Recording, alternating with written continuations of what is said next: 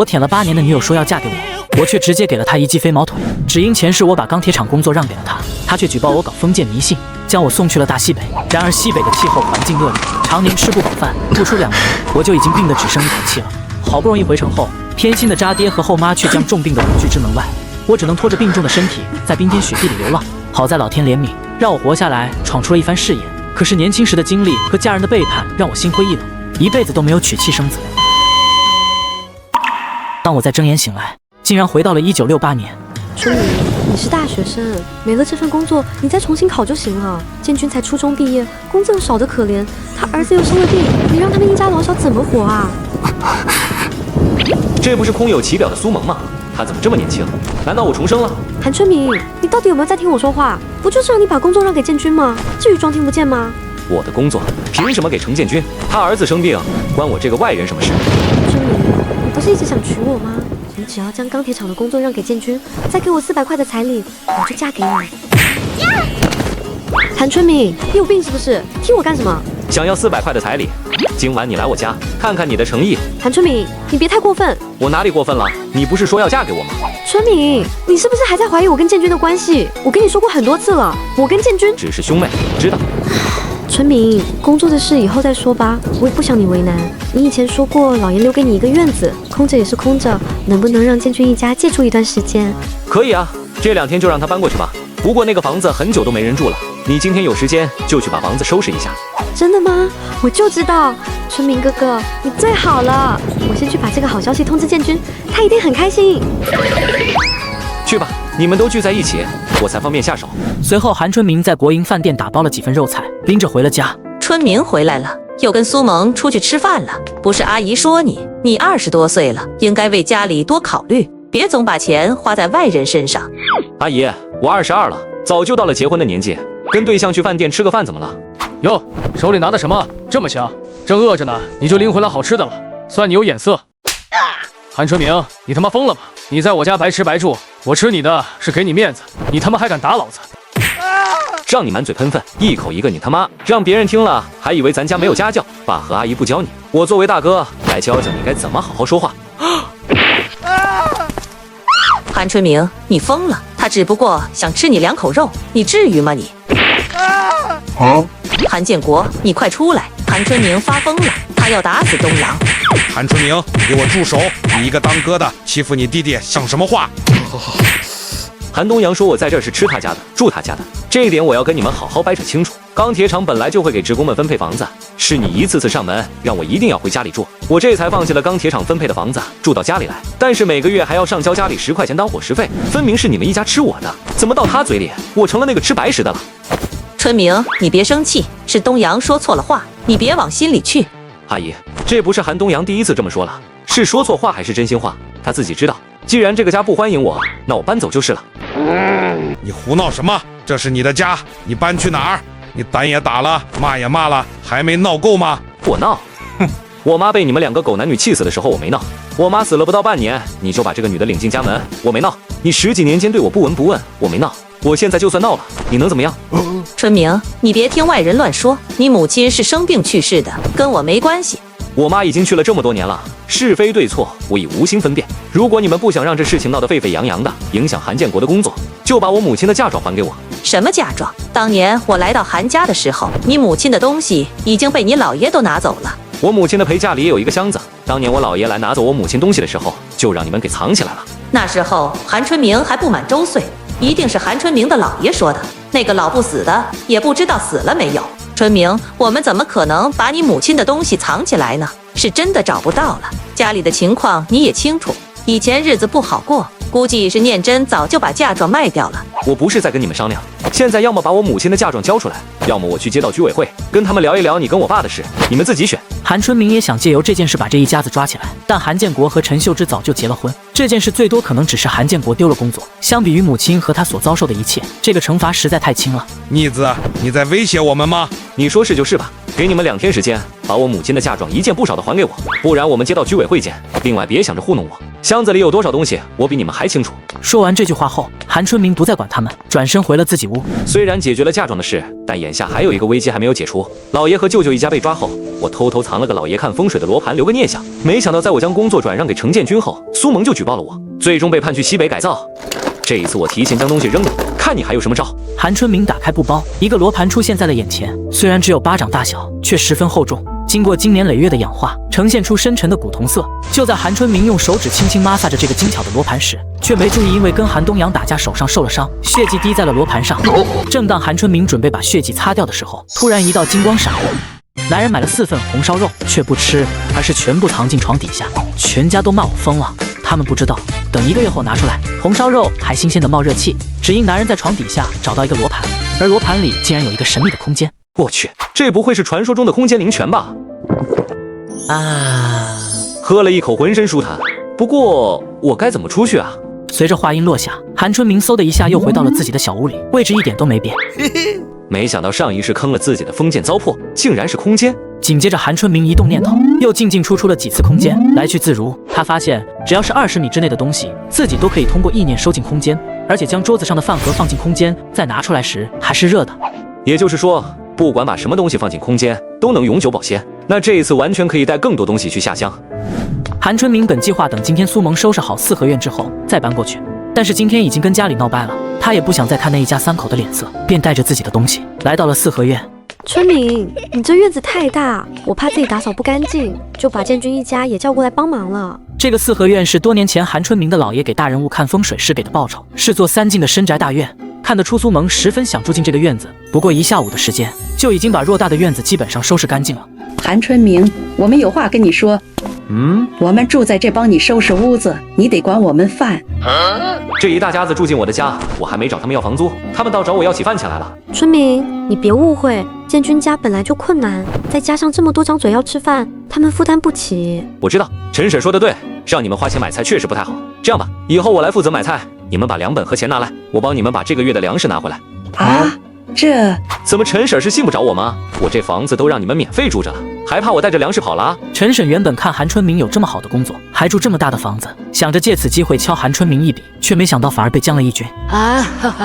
哪能啊！你等着，我们这就回屋给你拿。不一会，苏萌和陈婶就从屋里拿出了钱和票，还有各自的粮本，递给了韩春明。你们拿这么点钱票出来，是不是住2天就要走？要是这样的话，那也行，我就买2天的菜回来，你们吃完之后就走。哪能呢？我这就回去拿，你等着啊。给家里的钱跟票都在这儿了。有了这些东西，下乡之后短时间都不愁食物了。韩春明拿着钱和票，并没有去买东西，而是第一时间来到了发小郑丽萍家。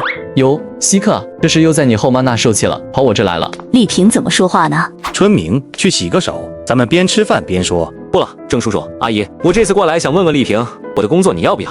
是不是你那个后妈有逼你把工作让给你弟弟了？不是他们逼我，是我自己想下乡。我姥爷年纪大了，身体不太好。我听说东北那边气候和物质条件都很恶劣，我很担心，想去照顾他。这工作与其便宜了别人，还不如给你。春明真是长大了，叔叔支持你，男人就该有担当，但亲兄弟也得明算账。钢铁厂是市里最值钱、最抢手的工作，普通的工作值800元，你的助理工程师怎么也值个1200，叔叔再给你加300，一共1500。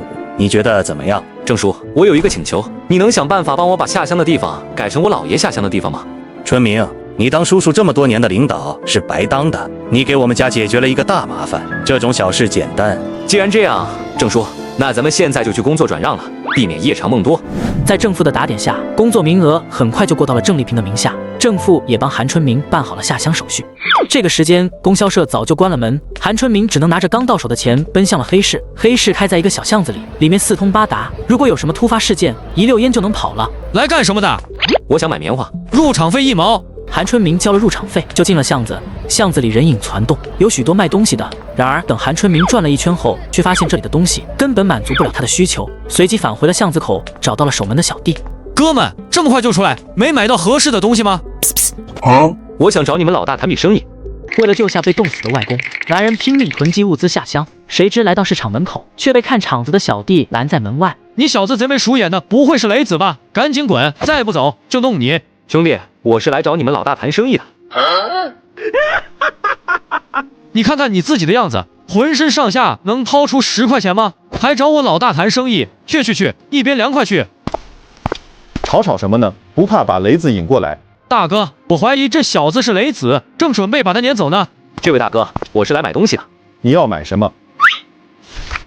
老弟，买那么多棉花，又是狗皮背心，又是护膝的，是要去东北吧？对，我马上要去大兴安岭插队去了。你去的是哪个公社？向阳公社的靠山村大队。哎呦我去！靠山村大队，那是我家啊，我叫周志勇，家里排行老2。周二哥，大兴安岭离这边这么远，你怎么来这边做生意了？唉，东北那旮瘩，冬天猫冬，挣不来脚骨，不出来折腾点，真能饿死人。看来那边的生活比想象的还要苦一些。你单子上的狗皮、护膝、背心，这边没人卖，只有东北才能搞得到。其余的东西我这都有，都是自己人，我也不跟你扯那些没用的。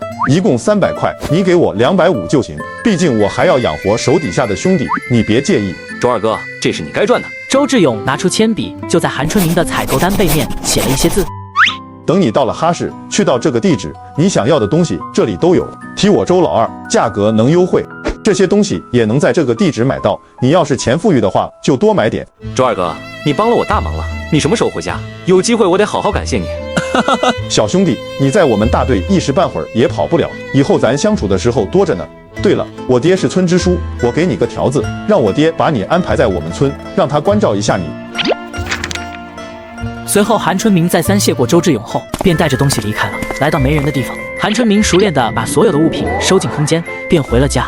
韩春明刚进院子，迎面就看见韩建国、陈秀芝、韩东阳3人站在院子中央。韩春明，你过来，我有事儿跟你商量。我母亲的东西呢？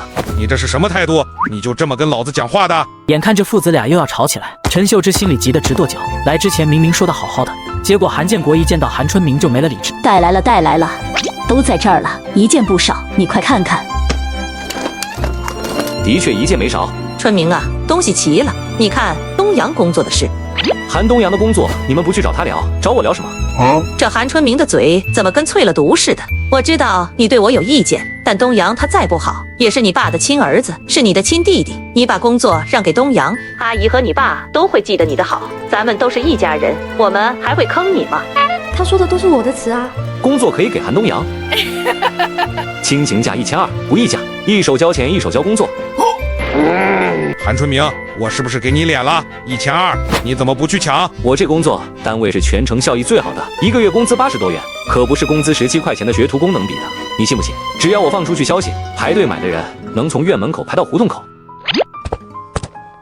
他爸，要不咱们先答应下来，眼下最要紧的是帮东阳拿到工作，反正春明住在这儿也跑不了，这笔钱咱们早晚还能要回来。有道理。几人商量好明晚之前带钱过来后，韩建国一家便走了，而韩春明将箱子收进了空间，也跟着出了门。明晚前，韩春明要把工作卖给他弟弟，这可怎么办？还能怎么办？就按照最开始的计划执行。我要是没工作，你跟我以后就得过天天看人脸色的日子，你甘心吗？行，建军，这次听你的。等他回来，你就去举报他，理由我都想好了，私藏迷信物品，够他喝一壶的。妈，我咋就没有一个这么好的老爷？我也想住4合院。韩春明的老爷现在什么下场？别人躲都来不及，你还羡慕上了？先等把韩春明的工作弄到手，你再找个对象，咱们一家搬到这个大院子生活。咱家有那么多钱吗？我上你外婆家去借点。秀芝，你昨天才让家里人送东西过来，今天又去借钱，你家里人会不会给你脸色看？没事的，我家里的人如果听说是东阳工作的事儿，肯定二话不说就会借。你跟东阳回去吧。陈秀芝跟韩建国分开后，便坐上了回娘家的客车，丝毫没有发现有个身影一直在跟着他。听老爷说，母亲重病的时候，陈秀芝跟她娘家把母亲的东西全都带走了。虽然遗物的大部分被老爷追回来了，但依旧有一小部分被他们藏了起来。这一趟我就先从陈秀芝娘家开始收拾。韩春明就这么在房外蹲了一夜，等陈秀芝拿着钱离开，里面的人也出门劳作后，韩春明站在屋外，隔空把屋里的东西收了个干净。让你们知道什么是真正的家徒四壁。做完这些，韩春明便赶回了城里。这次去东北估计短时间内很难再回来了，他必须要准备充足的物资帮助自己和老爷一家人渡过难关，所以他根本不顾东西贵不贵，也不管花了多少钱票，只要是想要的东西他就通通买下。而这边韩春明买完东西刚回到4合院，陈秀芝就带着钱上了门。春明，这是答应你的钱，咱们明天就去钢铁厂转让工作吧。行啊，到底是亲儿子，办事效率就是高。春明，别怪阿姨多嘴，我看呐，程建军一家很有问题，他跟你非亲非故的，凭啥住进你家？肯定是图谋不轨。他那个老娘，还有他那个小儿子，咋看都不像好东西。你说的有道理。等我把他们请走，就把你们一家接过来。哎，这就对喽，咱们才是一家人，我跟你爸还能坑你吗？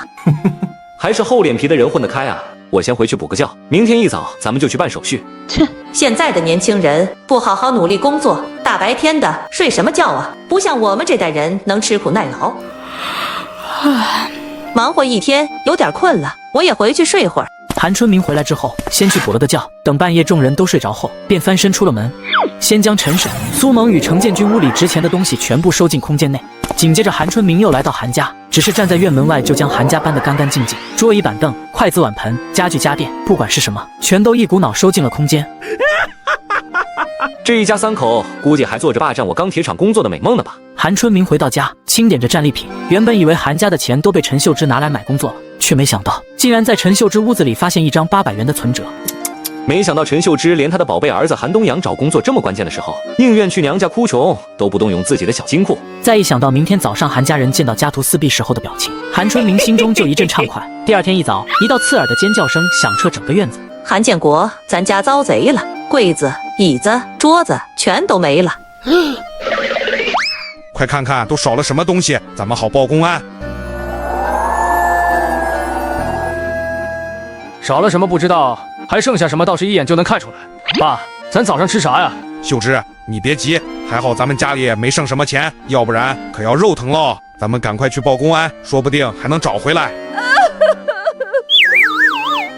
而另一边，韩春明也遇到了大麻烦。谁是韩春明？给我站出来！我就是，怎么了？我们接到群众举报，说你私藏封建迷信物品，请你配合检查。我一个大学生，还是钢铁厂职工，怎么可能私藏那些东西啊？我们接到举报就必须调查，不是你说没有就没有。你们几个进去仔细搜查。没过一会，进屋搜查的几个人就出来了。报告，屋里没有发现违禁物品。这才多大功夫就搜完了？你们认真搜查了吗？这人的屋子里就一床被，我们连角落都翻遍了，确实什么都没有。这屋子一直是苏萌亲自收拾的，每天看着韩春明进进出出，可从没见他往外搬过任何大件家具。你不是信誓旦旦地说韩春明一直随身带着他姥爷传下来的八卦盘吗？可能是我记错了，要不这事就算了吧。哼，这事没完，我肯定要向上报告。咱们走。几位同志，来都来了，我建议还是把搜查工作做得更彻底一些。这院子里有这么多间屋子，万一那些违禁品并没有藏在我的房间呢？我们还有别的任务，别妨碍我们执行公务。同志，我绝没有妨碍您执法的意思，相反，我要正式向您举报程建军与苏萌私藏违禁物品。领头的已经敏锐地察觉到，这分明是程建军和苏萌在陷害韩春明，结果被发现了，反倒是程建军和苏萌这两人恐怕要倒霉了。接受群众的举报是我们的职责，你们几个先别走，把剩下的屋子都仔细搜查一遍。程建军见计划败露，却毫不慌乱，因为他根本没藏什么违禁品，自然问心无愧。殊不知韩春明给了他们一个惊喜。头有发现！只见两个街道办人员手里拿着几本不良书籍，从程建军跟苏萌的房间里走出来。这不是我的东西，我不知道为什么在我屋子里。程建军慌了，收藏不良书籍，一旦被发现，足以毁掉一个人。苏萌，是不是你看的时候不小心放到我房间了？这不是我的，我不认得。苏萌，这明明就是你的东西，你为什么不承认？陈建军，你说这书是我的，你怎么这么肯定？难道你之前也看过吗？不，我没有，是韩春明，是他故意把这些东西藏在我们屋里，诬陷我的。不是你去举报我，带人来我家里搜查的吗？怎么成我诬陷你了？陈建军，你不仅诬陷我，还想让我替你顶罪。同志，我揭发陈建军多次骚扰我。你个害人精，都是你勾引我儿子，那个书也是你的，你就这么害怕？程建军痛苦地闭上了眼，瘫坐在地上。他知道完了，不管是收藏不良书籍，还是乱搞男女关系，都是他承担不起的罪名。你胡说！我跟陈建军只是朋友，我跟韩春明才是对象关系，我们马上就要结婚了。春明，你说句话啊！我是你的未婚妻，你不相信我吗？不相信。程建军、苏萌，既然是在你房间发现了的，不管是谁的，都要跟我走一趟。你们不能带走我儿子啊！没了我儿子，我们孤儿寡母该怎么活啊？等众人都走后，韩春明来不及细挑，将程建军与苏萌屋里的物件尽数收进空间。之后，韩春明便上街开启了采购模式，然后将所有的东西都收进了空间。转眼便到了下乡的日子，韩春明背着一个大包，便踏上了前往东北的火车。韩春明在火车上听着邻座的几人闲聊，没想到竟然遇见了3个和自己一个地方下乡的知青。我叫方白薇，同志，你也是去插队的吗？我叫韩春明，也是去向阳公社。太好了，我们几个是老乡，到地方一定要互相帮助。那个姓韩的还挺傲，跟他说话都不怎么搭理我们，估计是累了吧。他带了那么多东西，这一路肯定费了不少力气。哼，这么远的路程还带那么多东西，这些东西到地方了再买就是了，真是有够傻的。还以为东北乡下是城里吗？想买什么都能买到。对于没脑子的人，韩春明根本没有想要结交的意思，这样的人只会连累别人。我有点困了，你们两个在这儿聊吧。方同志，我在你的座位上睡一会儿。哼，跟姓韩的一样，是个闷葫芦。白薇，你想吃什么？我妈说之后要给我寄吃的，我让她带。你还是叫我方同志吧，或者叫我小方也行。叫我白薇，被人听见误会什么就不好了。我刚想去趟厕所，你帮我看一下行李行吗？你去吧，我帮你看着。韩春明走了2节车厢，才找到一个空的洗手间。在解决完生理问题出来后，韩春明却发现眼前这节车厢十分安静，所有人都板板正正地坐在位置上。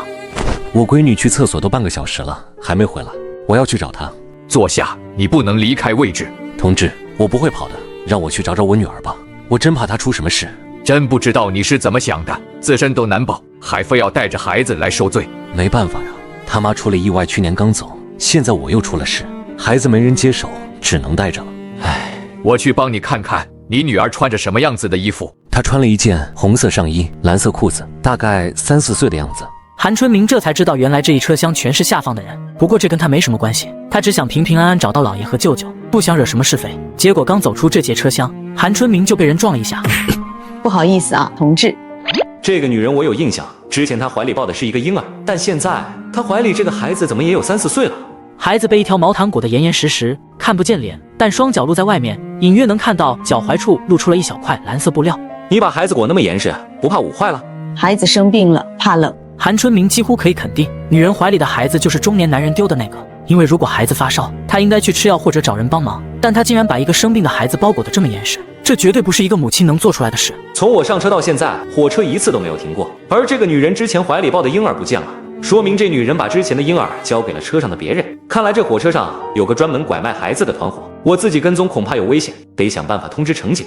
韩春明就在身后慢慢地跟着，接连走过几个车厢，女人都没有要停下来的意思。就在这时，韩春明在车厢连接处看到2个乘警。同志，我在车上发现了一个疑似拐卖儿童的妇女，她现在手里最少有2个孩子，我正跟踪她，试图找到她的同伙，我需要你们帮忙。韩春明本以为还要花费不少时间解释，却没想到2人直接就相信了。小李，你跟着这名同志一起去，注意保护他的安全，我去找其他人支援。小李同志，我建议你把乘警制服先脱掉，以免这个女人起疑心。同志，还是你想的周到，你是公安？不是，我是要下乡插队的知青。就在2人说话时，女人将怀里的孩子递给了一个矮胖男人。怎么办？要不要现在把他们抓起来？之前我看见这个女人拐了一个婴儿，那个婴儿不在这里，她肯定还有其他同伙。你留在这儿盯住那个男人，等待支援，我继续去跟着那个女人。你去吧，我肯定死死盯着他。韩春明又跟着女人往回折返，走了好一会，女人才找到座位坐了下来。这不是我的车厢吗？难道这群人的下一个目标是方白薇吗？而此时方白薇对一切浑然不知，还在跟2个拐子聊得火热。据韩春明观察，隔着过道的一个老头应该与2个拐子相识的，多半也是同伙。就在这时，乘务员却走过来报站：旅客朋友们，火车即将到站，请下车的旅客做好准备。马上到站了，要是停站之前乘警们还没过来，这一伙人趁着停站的时候强行将方白薇带下车怎么办？韩春明脑子疯狂转动，最终一咬牙，直接冲过去。方白薇，你偷拿我下乡证明干什么？马上还给我，不然我找乘警。韩春明，你疯了！我什么时候拿你东西了？身为下乡支援农村建设的知识青年，竟然偷东西，简直是给我们知青丢人。年轻人有话好好说，语气不要这么冲嘛。韩春明，你是不是有病？白薇怎么会偷你东西？偷没偷东西不是你们说的算的。走，跟我到乘警那儿说去。哎，拐卖团伙见这几个知青是认识的，只能放弃这个目标，收拾行李便准备下车。韩春明，我真没有拿。别说话。人抓到了吗？孩子有没有事？抓到了，孩子没事。剩下的人在哪？这节车厢第3排抱着孩子的女人，还有她身边穿着蓝色上衣的老太太，还有另一边靠过道的那个老头，他们3个都是。好，准备行动。前方的拐子3人组已经把行李收拾好了，正站起身准备往车门方向移动。几名乘警分别朝着3人扑去，小李更是趁机从女人手中夺过了婴儿。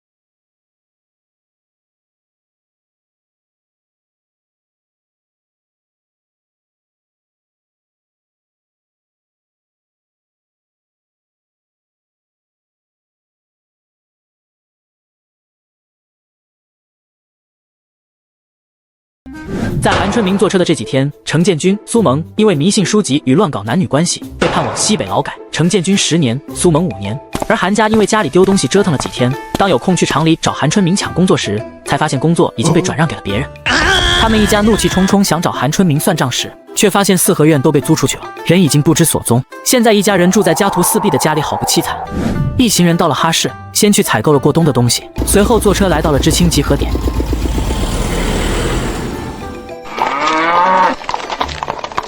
向阳大队的跟我走。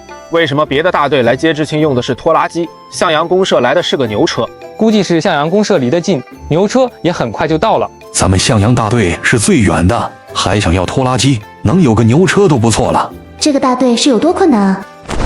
哎，干什么呢？快下去！你们带了这么多行李，我的牛已经受不住了，你们全都走着去。啊！我坐了3天的火车，又坐了1整天的卡车，下乡来支援农村建设，凭什么连个牛车都不给我坐？哼！女同志可以坐，男同志帮我推车。老头，我好像感冒了，没力气走路了，能不能也让我坐车？你一个大男人，这小小的伤风也好意思往外说？后面推车去。要不是有人带了这么多行李，我们几个全都能坐上牛车了。刘叔，咱们公社一共有几个大队？向阳公社一共5个大队，咱们靠山村大队是最远的一个。那咱们大队的知青多吗？不多，加上你们5个新来的，一共就8个知青。这么冷的天还出来接我们，真是辛苦你了。这个韩春明倒是跟之前那些弱不禁风眼高于顶的知青不太一样。欢迎来到靠山村，我是村支书周大山，快跟我进屋里暖和暖和。卫东，你们几个帮把手，把行李给知青们拿进屋。妈呀！救我！救救我！韩春明循声望去，声音竟是从脚底下传来的。他看见下游不远处的冰面上有一个窟窿，一只手正死死扒在冰原。抓住我！同志，你没事吧？韩春明环顾四周无人，从灵泉中取水喂入周雪梅口中，但周雪梅牙关紧闭，泉水尽数从嘴角流出。唉，我也是为了救人得罪了。韩春明，你在干什么？好啊，韩春明，刚进村就敢糟蹋女同志，光天化日欺负女同志，我们都看见了。雪梅，是雪梅，雪梅，快醒醒啊！你对我妹妹做了什么？别误会，我刚才在桥上听到有人呼救，发现有人掉进了冰窟窿，我赶紧把她救上岸，但她已经失去意识。我刚才不是在占便宜，是在做人工呼吸进行急救。哼，啥人工呼吸听都没听过，我看你就是趁机占女同志便宜。周大山和周卫东虽没听过人工呼吸，但见韩春明浑身湿漉漉，冻得直哆嗦，知道他说的是实话。赵同志，话不能乱说，事情没弄清前再胡咧咧，别怪我不客气。同志，太谢谢你了，快跟我进屋暖和暖和，这大冷天湿透了，可是要命的。韩春明清楚地记得上一世舅舅告诉他，当年在林场，周大山一家没少接济他姥爷，是他们家的救命恩人。才进村第1天，就阴差阳错救了周家的女儿，老爷前世的遗憾，这一世就由我来弥补吧。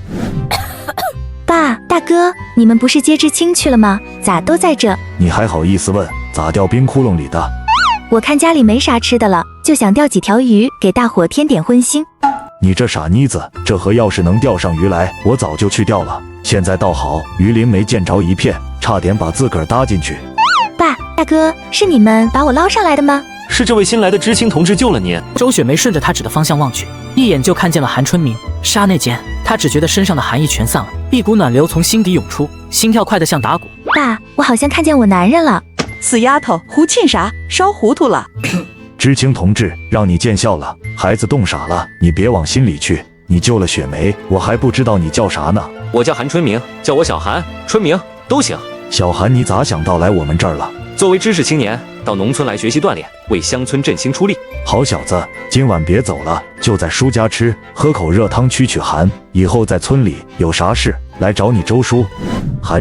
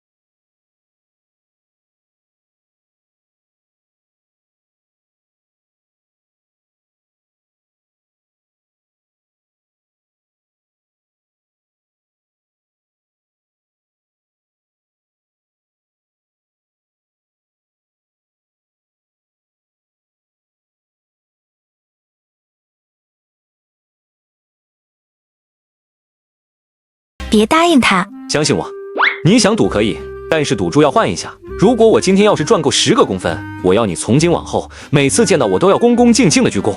好，你要真能做到，我以后天天跟你鞠躬。不过咱们可说好了，这10个公分必须是你自己挣的。要是让我发现有人帮你干活，就算你输。当然，这10个公分我会凭自己的本事挣。春明，你太冲动了。陈栓柱他爹是大队长，堂弟是计分员，今天肯定会死死盯着你，这下可怎么办啊？别担心，说不定我真能做到呢。伐木队都是2人一组搭档干活，常用的工具是一柄开山大斧和一把双人锯。大斧用来铲除伐口和修整枝杈，双人锯需要2人一推一拉配合着使力，才能把合抱粗的大树放倒。但韩春明却注意到，陈栓柱没有用双人锯，而是一种带着柴油机的油锯。陈栓柱怎么用油锯？仗着他爹是大队长，他成了村里头一个油锯手，一天能挣10几个公分呢。陈富贵不过是个大队长，怎么行事这么张扬？陈富贵这人喜欢巴结领导，还有个表兄弟在县里工作，所以他在公社和县里都说得上话，还经常在公社领导面前给我爹使绊子，想把我爹搞下去，自己当支书。给你们的斧头和锯子都给我记住了，工具不能丢不能坏，不然扣你们公分抵钱。得知陈家人的所作所为后，韩春明对每个姓陈的都多了几分警惕。接过工具时，他特意仔细检查了一番。嚯，果然，同志，这把锯子有问题。我这发出去的工具都是好的，哪来的问题？别没事找事，赶紧上工去。陈有良，这锯子齿都崩了好几个，你睁眼说瞎话是吧？赶紧给我们换把好的。怎么还没开始就找借口了？是不是待会儿还要说树长得不对？这把锯子的锯条已经老化，软得跟面条似的，锯齿也歪歪扭扭，用这样的工具让我怎么伐木？我看是有人觉得我今天真能拿到10个公分，故意使绊子给我发坏的工具。他怎么看出来的？这小子不是个大学生吗？难道大学里还教锯木头？工具就这条件，别人都能干，就你是多，嫌苦怕累就回城当你的少爷去。哟，关三爷，您怎么来了？哼，听说山上热闹，过来瞧瞧。这位是？这是关三爷，从小日子占领时期就在这片林子里伐木了。村里这些人的伐木本事都是他手把手教出来的，而且他当年还是村里最好的猎手。只可惜前几年发洪水，因为救人伤了脚，落下了残疾。怪不得气势如此不凡，原来是真有真本事在身。哼！陈家小子，你让人用这种锯子，是想要人命吗？三爷，这锯子就是钝了点，还能用，哪有您说的那么严重？这闷齿锯配上块断的软钢条，你是想让人家用的时候一锯条豁开自己喉咙，还是想让树倒下来砸死一片？林班的规矩，坏工具就得修，就得扔，谁敢拿坏工具糊弄人，就是拿所有人的命当儿戏。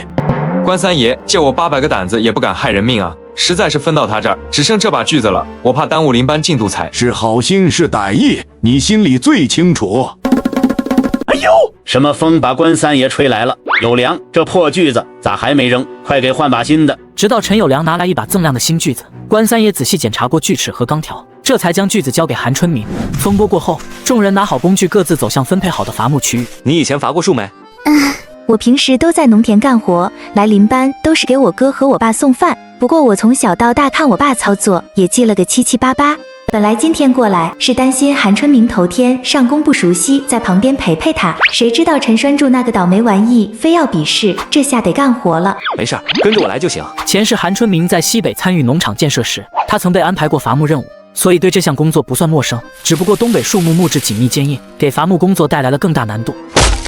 这东北硬木果然名不虚传。只不过没多久，韩春明就渐渐找到了手感，先确定了倒口的方向，接着他抡起大斧，在齐腰的高度斜向下45度稳稳地砍出一个缺口，大约砍到树木直径的1/4深度后，又在下方用斧子水平砍削，直到与上方的切口连接。你这伐口砍得挺像那么回事的吗？以前在乡下跟爷爷学过一点。这个顺利的开头给两人都鼓足了劲，他们拿出双人锯，准备开始锯木。刚才关三爷的话你也听见了，用锯子千万小心，记着啥都没你安全要紧，别光图快。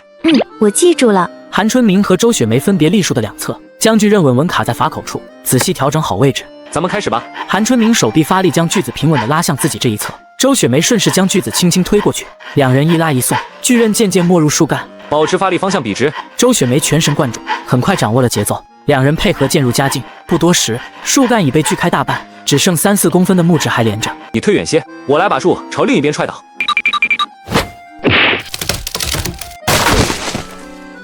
我们真的成功了。先别高兴得太早，你去歇会儿，我把树枝处理一下，然后叫造材员过来。整棵树木无法直接运输，必须结成符合规格的原木段，这通常需要由经验丰富的造材员或老伐木工雕好切割线后，再按线将树木分段锯开，这棵树的采伐工作才算真正完成。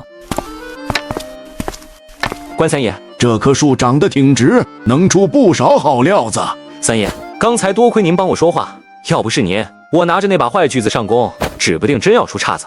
你小子倒是会说话，我看你是个明白人，就算没我出面，你也不会吃这个闷亏。昨个我看见你救了周家那臭丫头了。三叔，我就在这站着呢，您咋当面说我坏话呢？臭丫头，人家韩知青是你的救命恩人，你可要好好干活，别拖人家后腿。我可没偷懒，继续加油吧，我先走了。前世舅舅曾提过，当年周大山冒险去临班救老爷时，身边跟着的是一位姓关的老猎户，看关三爷与周家熟人的模样，10有8九就是他了。咱们继续干吧。经过1上午的磨合，韩春明已然熟练掌握了伐木的要领，动作愈发娴熟利落，效率也显著提升。歇会儿吧，我们已经砍了20棵树了，再砍下去，明天胳膊该抬不起来了。这么快就20棵了，那你不用跟陈栓柱道歉了。怎么，你没相信我会赢啊？我只是觉得咱俩都是生手，哪里能想到咱们第一天上工就真的伐到20棵树。我本来是打算打算什么？周雪梅抬头看了韩春明一眼，脸顿时红了。最近她不知道怎么回事，总是不敢抬头看他。我去找计分员。怎么？你说你们砍了多少？我都说几遍了，我们砍了20棵。你等等，我数一下，1、2、6、10、18、19、20，还真是20棵。韩春明和周雪梅这组今天伐木20棵，每人计10个工分。乖乖，头天上工就砍20棵树，这知青啥来头？要不咋说知识改变命运呢？人家脑子聪明，就连砍树都比我们砍得快。周家丫头也挺厉害，一个女同志顶得上壮劳力，这下陈家可要吃瘪了，得跪下喊爷爷了。韩知青太厉害了，头天上工就能跟老把式一个速度，真是长江后浪推前浪啊！往后韩知青可得给新来的同志们上课，传授经验。陈栓助人呢？他不是说只要我今天挣够10个工分，就得鞠躬认错吗？小子，别以为救了村支书闺女就能在靠山屯横着走，这村里真正说了算的是我陈富贵。赌约是陈栓柱当着这么多人的面亲口提的，难道他还想赖账不成？就是栓柱呢，愿赌服输，像个爷们儿样。陈栓柱，今天这赌约可是你亲口提的，是爷们就得说话算话，别让人看扁了。春明，陈家背后有靠山，真把他们逼急了，往后你在村里的日子可就难了。咱们既然赢了，要不就这么算了吧。今日若是退让一步，明日他们必定变本加厉讨回来，对这种人绝不能示弱。韩知青，你看这样行不？就当给我这个大队长个面子，今天让栓柱赔个不是，往后见面鞠躬的事儿就算了吧。那得看他道歉的诚意了。我错了。三爷，我好像听见蚊子叫，这大冬天零下10几度，还有蚊子呢。我错了，我不该嘲笑你。哎，这回是听见了，不过我记得你说的是鞠躬认输来着。韩春明，你不要太过分了。当初是你瞧不起我，主动要求跟我赌，鞠躬认输这话可是你亲口说的，怎么现在输了就不认账了？算了，陈家人输不起，言而无信，对我一个小小知青也没什么影响。我错了，我再也不敢了。这就对了嘛，知错能改就好。念在你认错态度诚恳，往后见面就免了你鞠躬的规矩了。还不赶紧给我滚回家去，丢人现眼！哼！今天陈家父子丢这么大脸，往后肯定变着法子找你麻烦。陈家在村里就这么横？陈富贵他表哥在县里当干部，陈家仗着这层关系，在村里把我爹都快架空了，现在就是个挂名之书。你还笑得出来？你这才刚来就惹上他们，往后可咋整？反正我已经被陈家人盯上了，再担心已经没用了。今天不管我认不认怂，他们都不会放过我。既然如此，那我还不如好好出了这口气。两人一路说说笑笑的回到周家，正巧碰到周大山在家。咋回来这么早？是不是活干的不咋地，让人给撵回来了？爸，你能不能派人点好？我俩今个不到3点就伐了20棵树，这才提前回来的。不到3点，20棵树，真的假的？嘿，我还真没瞧出来，你小子还是个干活的好料子。啥？雪梅，你去伐木了？你这丫头咋这么虎呢？那邻班的活儿，你一个姑娘家能干得了吗？就是邻班那地方太危险，往后你别去了。我小时候你教我打猎时可不是这么说的。那会我被狼吓得直哭。您还说周家汉子从不掉眼泪呢，我可是周家汉子，连活狼都不怕，还能怕那些死木头？雪梅，我看离吃饭还有点时间，你上次不是说会钓鱼吗？我们去钓鱼吧。行，我进屋整点鱼饵。你俩去太危险，等你大哥回来一块儿去。我俩就是去随便转转。咱们不是去钓鱼吗？怎么往山上来了？山上有个猎人的小屋，屋里有一根鱼竿，咱们去取鱼竿。咱们这山的对面是什么地方？应该是林场吧。林场？难道老爷就在这山的对面？那咱们大队林班的木材运到林场很近吧？看上去离林场很近，可是中间隔着这个黑瞎子岭呢。咱们大队拉木材的车一般都是先到公社，再转弯往林场走，一来一回要1天半呢。那要是人走到对面，估计就方便多了吧？我跟你说，你千万不能一个人进林子，知道吗？里面林子密得很，人进去很容易迷路。两人来到木屋，在木屋的门口拿了鱼竿，随后便带着韩春明来到上次掉进冰窟窿的地方。见周雪梅半天没上鱼，韩春明便想测试一下自己的空间，既然能隔空取物，看看能不能隔冰取鱼。随着韩春明将意识集中到冰面以下，他果然看到了冰面下的鱼。收！瞬间，韩春明的空间内就多了几条鱼。韩春明控制空间，将鱼挂在了周雪梅的鱼钩上。韩春明，有鱼上钩了，咱们有鱼吃了。快拉鱼竿！没一会，一条不到3斤的鲤鱼便被拉出了冰窟窿。这还是我头一回在这条河上钓上鱼来，别说我了，咱们村这些年都没几个人能钓上来。那可不是嘛，这条河里的鱼比人还精，你们的鱼饵他看都不看一眼呐。在韩春明的帮助下，周雪梅不到半个小时就已经钓上来了8条鱼。天快黑了，咱们该回去了。今天手感这么好，走了可惜，咱们再钓会。韩春明感知到冰面下的鱼已经被钓没了，再继续下去也没有意义了。太冷了，咱们还是快回去，晚上我给你们做鱼。走，回家。我爸看到我钓了这么多鱼，肯定要惊掉下巴。将今天钓上来的3条鲤鱼收拾好后，铁锅烧热，下猪油，把鱼煎至两面金黄，加葱蒜干辣椒爆锅，加汤后，把土豆干、豆角丝、粉条放进锅里，再加酱油和盐调味。在鱼快熟时，在锅沿边上贴上一圈玉米糊做的饼。等到汤靠干，一道东北地道的铁锅炖大鱼便出锅了。妈呀，这个东西看起来太香了！大家快尝尝，也不知道大家喜不喜欢吃。这菜香的哟，我们在屋里光闻味就馋得不行了。好吃。虽说韩春明下厨是为了给自己改善伙食，但看见周家众人这么捧场，心里也忍不住高兴起来。然而正当众人吃得开心时，却来了个不速之客。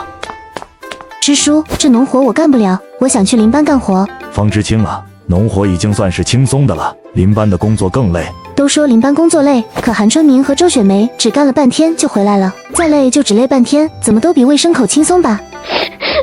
支书，你必须把我安排到林班去，农活我是1天都干不下去了。行，这是你主动要求要去林班的，别到时候又挤幺蛾子。那肯定，我一定会好好干的。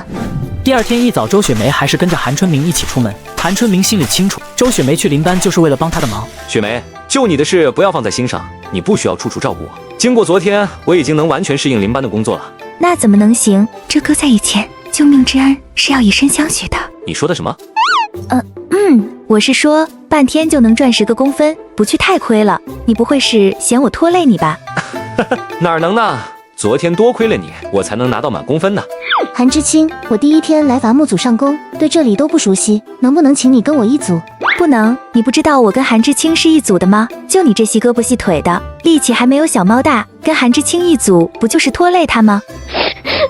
天天韩知青的，你整天黏着人家，你不害臊吗？我只是问问韩知青的意见，又没有逼他跟我一组。我为什么要害臊？全大队的人都知道韩知青救了我的命，他堂堂正正的救我，我堂堂正正的回报他。方知青，我跟雪梅已经磨合了1天，配合得很默契，我还不想换队友，不好意思啊。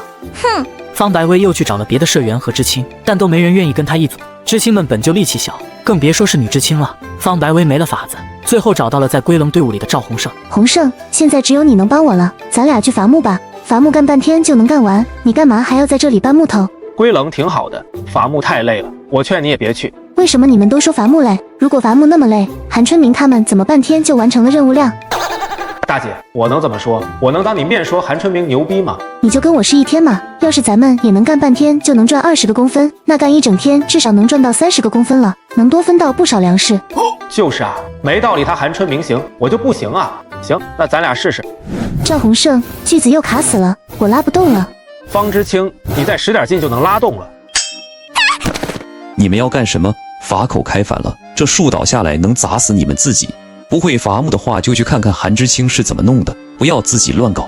现在收拾工具，去归冷组报道，别在这添乱。韩春明，昨天韩春明知道了老爷的位置，下午上完工后，便独自向着山对面的林场走去。谁呀？老爷、舅舅、舅妈，我来晚了。上一世，张守正担心韩春明后妈对他不好，就把他接到身边教养，一切都给他最好的。后来韩春明被苏萌陷害，送去西北劳改，张守正也在知情的第一时间拼了命的找各种关系，把他捞了出来。这个老人一辈子对他好，为了他奉献出了一切，而韩春明上一世连他的最后一面都没有见到。春明，你咋来了？舅妈，我下乡了，就在黑瞎子岭对面的靠山屯。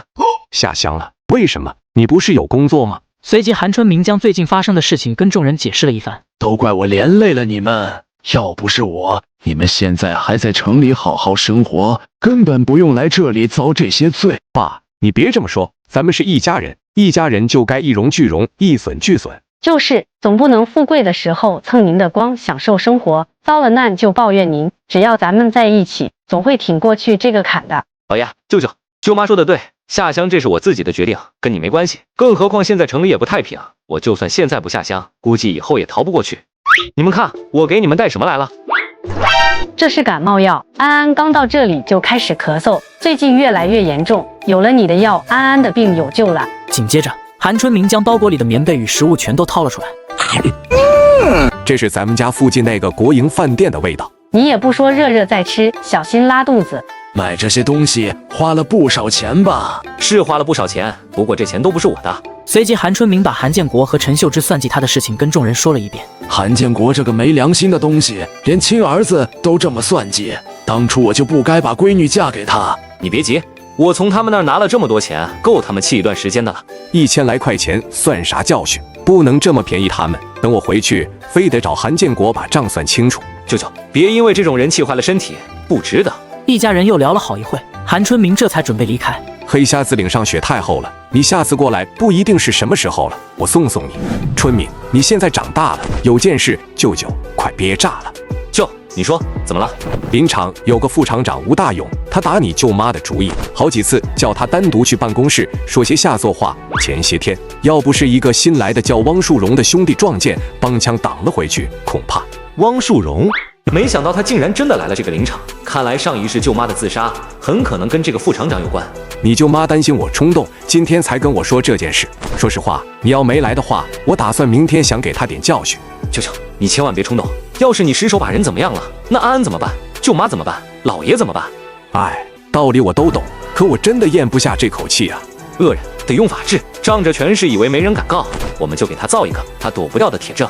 他虽然经常对林场的女工下手，但那些女工要么惧怕他的权力，要么为了名声，没一个人敢告他，上哪找铁证据？韩春明从空间掏出一个录音机递给了张承宗。录音机？你给我这玩意干什么？下次吴大勇再叫舅妈，让他偷偷把这个打开，藏在衣服最里层，只要能录下他犯罪的证据，那就可以拿着证据直接举报他。这能行吗？相信我，这是最锋利的刀，而且不见血。舅舅，你回去吧，我这就走了。告别了张承宗，韩春明独自一人往山里走去。他忽然看见林子里闪过一束光，是春明吗？雪梅，你怎么在这儿？我晚上睡不着，就去看了看昨天下的套子，没想到在这碰到你了。我出来该不会被这丫头看到了，然后专门在这等我的吧？走吧，挺晚的了，我们先下山。山上不知什么时候下起了小雪，地上冻硬的泥土上覆盖了薄薄一层雪花，稍微不注意就会滑倒。韩春明索性直接牵住了周雪梅的手。那个，你去林场是因为你家人在那里吗？我姥爷和舅舅一家，他们是下放下来的，我不说也是怕你们多想。我爹常说，看人看心，不看成分，他们对你很重要，那对我也一样。我哥经常跑林场送木头，他说那边的工人过得挺苦的。还行吧，就是不太适应这里的气候。那下次我从家里弄点吃的，让我哥给他们送过去吧。千万别，我姥爷他们毕竟是下放人员，让你哥去找他们，会给你们家惹麻烦的。到时候有需要再跟你说吧。那你一定要和我说哦。此时韩春明在迟钝，也看出了周雪梅对他的心思早就超出了报恩的界限。算了，走一步算一步吧。只是当两人刚到家，韩春明就被周大山给叫了过去。小韩，我有个事需要你帮忙。小韩，公社突然下了任务，让每个大队交一篇汇报稿，明天就得交上去。我琢磨着你是大学生，见过大世面，比头子肯定利索。你今晚加个班，给叔把这关闯过去。周叔，这事好说，内容就写今年咱村邻班怎么克服困难努力工作，再表扬个先进人物。这是会计之前写的稿子，你可以参考参考。前世韩春明在西北农场劳改，除了劳动之外，还需要频繁地接受思想改造，每天都要学习先进思想，方式就是研读汇报稿、新闻稿和其他稿件。所以韩春明刚听完周大山的要求，心里就迅速有了副稿。要是写不完就算了，让我爸自己想办法去，别惯着他。第二天，韩春明将稿子交给周大山后，便去上工了。当韩春明到了邻班时，却惊讶地发现方白薇竟然又换了岗位。一打听才知道是方白薇花钱找了陈富贵调岗，成了检齿员。我去，果然是大小姐，竟然付费上班。柴火妞，你以后给我离春明远一点，像春明这样优秀的人就该跟我在一起。明年我就让我父母安排我跟春明返程，保证他一辈子都顺风顺水的。你要是真喜欢他，就不能让他一辈子窝在这个小山村里。春明怎么想我不知道，他选不选择我都无所谓，但是要我离他远一点，我做不到。你那么牛，不应该在京城当你的大小姐吗？怎么下乡了？柴火妞，你真是给脸不要脸。够了，一口一个柴火妞，你读书都读狗肚子里去了，把你资本家大小姐的架势收一收，这不是你为所欲为的地方。方知青，我索性跟你在这里把话说清楚，在火车上救你也只是不想你落入拐子手里，我对你没有别的心思，希望你不要再因为我的原因为难其他无辜的人。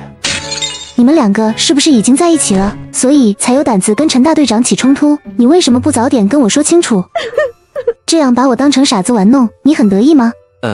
咱们下乡才几天，我怎么可能跟雪梅在一起？我只是碰巧救了雪梅，周家人感恩，所以对我很照顾。呵，一口一个雪梅，叫得那么亲热，还说没关系。我解释过了，你爱信不信？韩春明，我会让你后悔的。韩春明原本以为方白薇只是放个狠话，却没想到在他中午去吃个饭的功夫就出大事。就在刚才韩春明和周雪梅吃饭的功夫，他俩的锯子竟然不见了。韩知青，锯子是大队的资产，是公家的东西，弄丢了后果很严重的，而且锯子丢了可是要用公分来赔偿的，恐怕你这几天赚的公分还不够抵的。我就放在这了，吃个饭半个小时的功夫，咋就没了呢？别急，锯子又不会长腿自己跑了，如果不是我们忘在哪里了，那一定是被人拿走了。你看我干嘛？你的锯子不是我拿的。我的锯子是你拿的吧？你放在哪儿了？我不知道你在说什么，我又不是伐木组的，拿你的锯子干什么？方知青，如果你对我有怨气，那你可以针对我，报复我。可锯子是大队的东西，并不是我的，你拿走大队的东西，受损的是整个集体。我没有。我公分抵了锯子还能再转，可你要是背上小偷的罪名，可就一辈子都洗不掉了。是我拿的。中午的时候，他看到韩春明跟周雪梅两个人坐在一起吃饭，心里极度的要发疯，一气之下偷走了他们的锯子。你把锯子扔在哪里了？现在就带我们过去找。跟我来吧。方白薇带着韩春明二人走了大概10分钟，走到邻班附近的一个大岩石后面，就在那儿，你们去拿吧。韩春明来到岩石后却并没有找到，而不信邪的方白薇走了过来，绕着他藏锯子的岩石走了2圈，也没发现锯子的影子。怪了，我明明就是放在这儿的啊，不就是一把破锯子吗？不行，我替你们赔钱就是了。方白薇，我告诉你，把工具弄丢了，不但要扣工分和赔偿，还要开批斗，会被全村人批评，这件事还会被记入档案，以后你想回城招工就难了。哪里有你说的那么严重？一把破锯子给你吓成这样？行，既然你不怕，那我们去公社。我不去，你们冤枉我，你们肯定是早就找到锯子了，故意藏起来诬陷我。在2个女人拉扯的过程中，不少邻班的人听到动静，走了过来看热闹。到底是谁诬陷谁？你真是不可理喻。雪梅，你别着急，锯子是方白薇拿走的没错，但在她走后，有别人来过这里，把锯子拿走了。拿个锯子而已，我至于还要找个同伙吗？你们看这里有几行脚印，这一行是方白薇的脚印，她来来回回走了2趟。你再看这边，这一行脚印深度跟我们的脚印差不多深，可我们3个人都没有去过那里，看大小多半是个男人。这还能通过脚印看出来？我估摸着这人是个壮年男子，体重起码有130-140斤。他离开这里之后，慌慌张张的往东边去了。这你又是怎么看出来的？第一，比我的脚印略深，说明体重比我重一些。第二，步幅不均匀，说明他脚步凌乱。第三，脚尖的方向朝着东边，顺着脚印走，准能找到。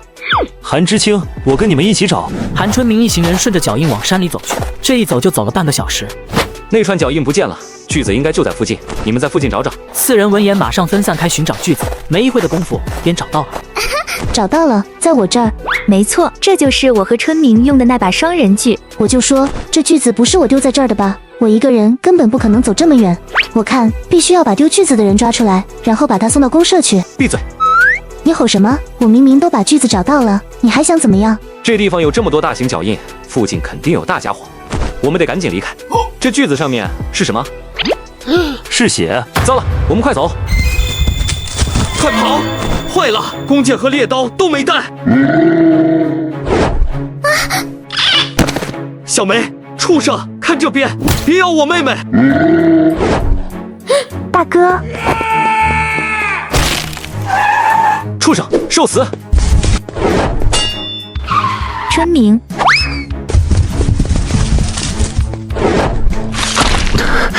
小心！你们别过来，就是现在！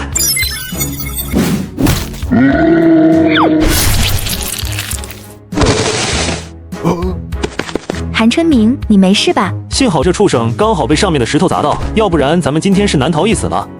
好多血啊！小梅、春明，小梅，你们咋样？听见回话？大哥，我们没事，洞太深了，壁上是冰，滑得很，上不去。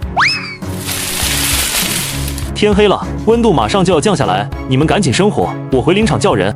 你这伤太严重了，我们得马上去县城医。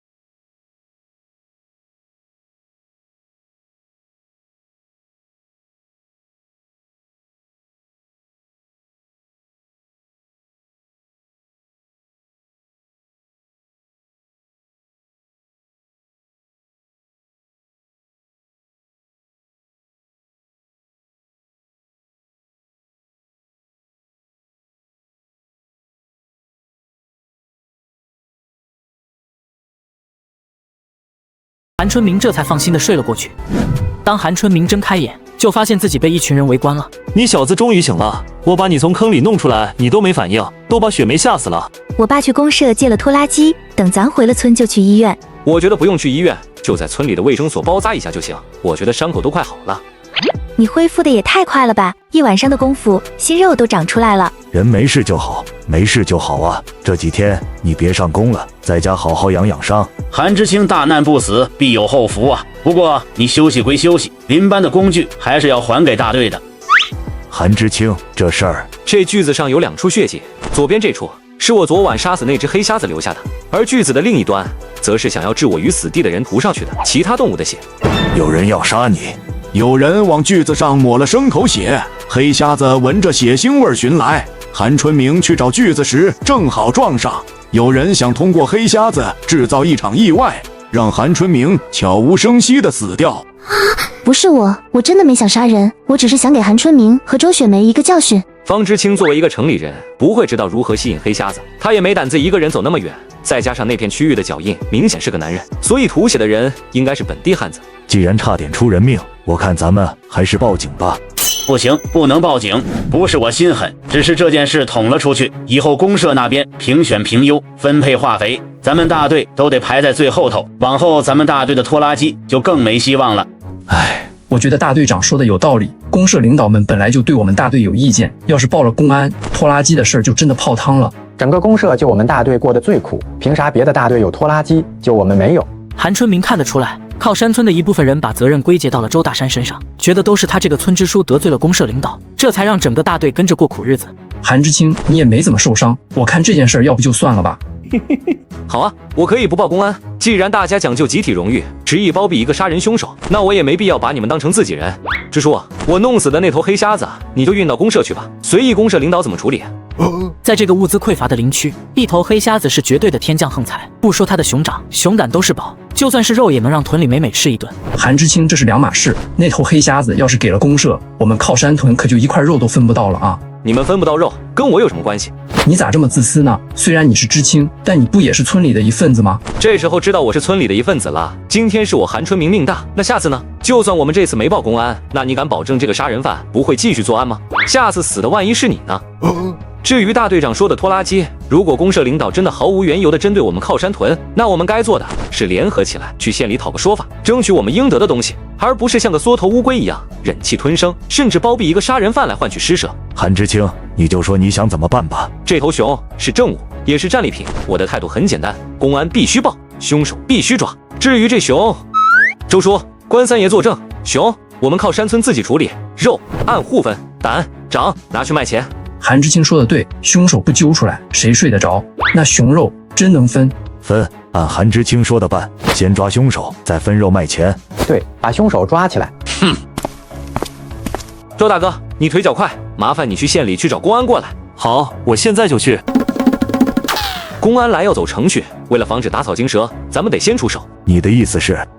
三爷，听说你院子里养了2条追踪好手，能不能借我一用？小子，脑瓜子转得挺快，我那2条老伙计，你尽管牵去用，他们鼻子灵光着呢，保准能帮你把那个藏头露尾的东西揪出来。不过我还是建议你先去卫生所，你这伤可正经不轻。对，先让雪梅他们送你去卫生所，这里交给我和老关，保准今天就把那混账揪出来，绝不让他跑了。周雪梅扶着韩春明往卫生所走去。来到卫生所，经过医生包扎处理后，韩春明只感觉困意如排山倒海般席卷而来，头一沾枕头就睡了过去。当韩春明再次睁开眼时，就发现周大山、关三爷都围在跟前。小韩，感觉咋样？身上还有哪不得劲？不行，咱立马去县医院。睡了这一觉，感觉好多了。周叔，你们那边查到什么线索了吗？大妞和二虎循着锯子上留下的那股味，一路嗅到了陈家门口。我们没敢轻举妄动，想着等你醒了，听听你的主意。果然是陈家，我就说才下乡几天，结下梁子的，除了陈家也没别人了。走吧，咱们现在就去陈家当面对质。韩春明几人围在陈家门口，却没有进去，而是在等周卫东戴着帽子叔叔过来。我是县公安局刑警队队长齐永胜，这是卢红。听说你们这里有人涉嫌谋杀，到底怎么回事？齐队长您好，我是韩春明，是上周刚到靠山村大队插队的知青。竟然一个人就杀了黑瞎子，真是英雄出少年。根据你们提供的线索，确实很有可能是谋杀未遂。不过眼下线索只有脚印和这把锯子，线索实在太少了。这样吧，周支书，你帮我把全村的青壮年都叫来，我们挨个问问。齐队长，嫌疑人我们已经找到了，你们只要实施抓捕就行了。经过我们大队2位老猎户的鉴定，锯上涂抹的血迹是动物血迹，而且一定是人为涂抹上去的，有明显的擦拭痕迹。这个破案的思路是对的，换我们来也是这个流程。关三叔家里的2条猎犬以前也帮我们破了不少大案要案，结果肯定差不了。咱们这就去抓人。你们这么多人围在门口要干什么？我是县刑警队队长齐永胜，你们家与一起谋杀案有关，我要依法对你们家进行搜查。齐队长，这件事肯定搞错了，我是靠山村大队的大队长，我家不可能有杀人犯。你要是不配合，那我们就强行搜查了。齐队长，你这么搜查一趟，我这么多年在村里积攒下的威望可就没有了。咱们都不是普通人，互相体谅体谅。回头我让我在县政府工作的大哥一起去登门拜谢。都是领导，互相体谅体谅。你一个小小的村干部，还跟我称兄道弟起来了？搜查，齐队长，就算你抓了人也没用，我大哥肯定会把人捞出来的。你没必要因为一个外地来的知青得罪粮食局的领导。别再拿你那个什么狗屁大哥压我，外来的知青怎么了？你身为大队长，平时就是这么欺压乡民和知青的吗？闪开！随后卢红带着2条狗进去搜查，不过一会的功夫，卢红就带着一个罐子走了出来。队长，柴火垛里发现装有和锯子上相同血液的罐子。陈富贵，你还有什么说的？因不确定具体是谁动的手，陈富贵也一声不吭。齐永胜决定把陈家全员带回去审问。你们在干什么呢？中间那个是齐新春，他是公社书记，跟陈富贵走得很近，准是有人递了消息找他来撑腰了。齐书记，什么风把你吹来了？周大山，你这支书还想不想干？你们队里出这么大事，为啥不先报公社，闹到县里，公社的脸还要不要？还有，谁是韩春明？齐书记，我就是韩春明啊。就是你非法狩猎打死黑瞎子的事吧？你这就是个人主义思想作祟，贪图珍奇，追求享受，你的动机很有问题。涉嫌命案的大事一句不提，开口就给人扣大帽子，往受害者身上泼脏水。齐书记，您这领导就是这么当的吗？好你个韩春明，私自猎熊还诬陷干部，必须接受审查。齐队长，你还愣着干什么？还不把人给我扣下？齐书记，我这次来是靠山村大队处理韩春明报的谋杀案子。谋杀？他人不好端端站在这儿吗？我看分明是这个韩春明诬告。齐队长，你要是再不配合地方工作，我可就要向上级反映，说你不适合再担任队长职务了。齐永胜脚下却像生了根，丝毫没有动手抓人的意思。他知道，一旦韩春明被带走，以戚新春的身份地位，这年轻人恐怕有苦头吃了。齐书记，你要不分青红皂白抓人的话，就先把我抓了吧。好你个周大山，你这是要跟我对着干啊？算我一个。齐永胜，你疯了，你的前途不要了。如果我的前途要靠冤枉一个无辜的好青年来换，这前途我不要也罢。好，你们都要包庇这个罪犯是吧？那就全部按同伙论处。来人，把这些人都给我抓起来！书记，我举报陈家人证据确凿，就连他们自己都没有否认。那请问您说我诬告的证据在哪里？如果您能拿出证据，不用这些同志动手，我自己跟您走。该死的陈富贵，事情原委都没说清，就让我来救人。哼，谁说没证据就不能抓人了？我先带你们回公社慢慢调查，事情真相自有分晓。就在戚新春让民兵抓人的时候，远处突然传来汽车的声音，一辆军用吉普车在几辆警车的护送下停在了众人面前。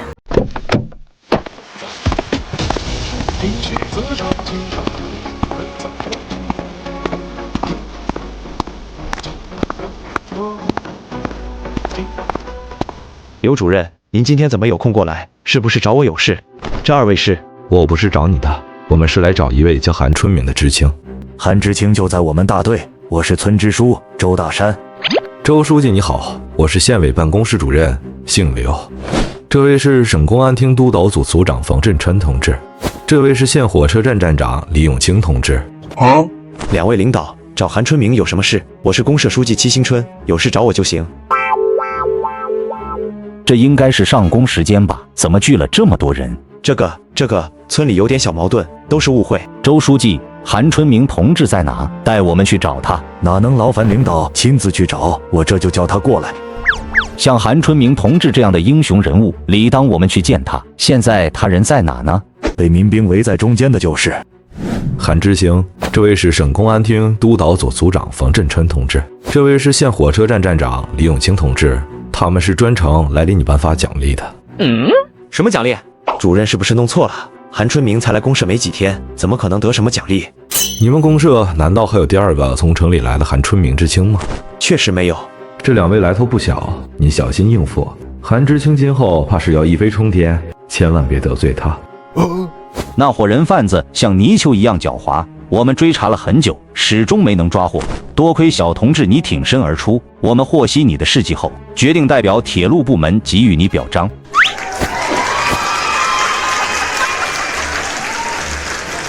对了，我们来之前究竟发生了什么？他们为什么要抓你？领导，事情是这样的。随即，周大山将事情的来龙去脉跟在场的人说了一遍。听完周大山的话，刘主任的脸色发白。你回头写份详细报告交上来，把事情经过一五一十给我讲清楚。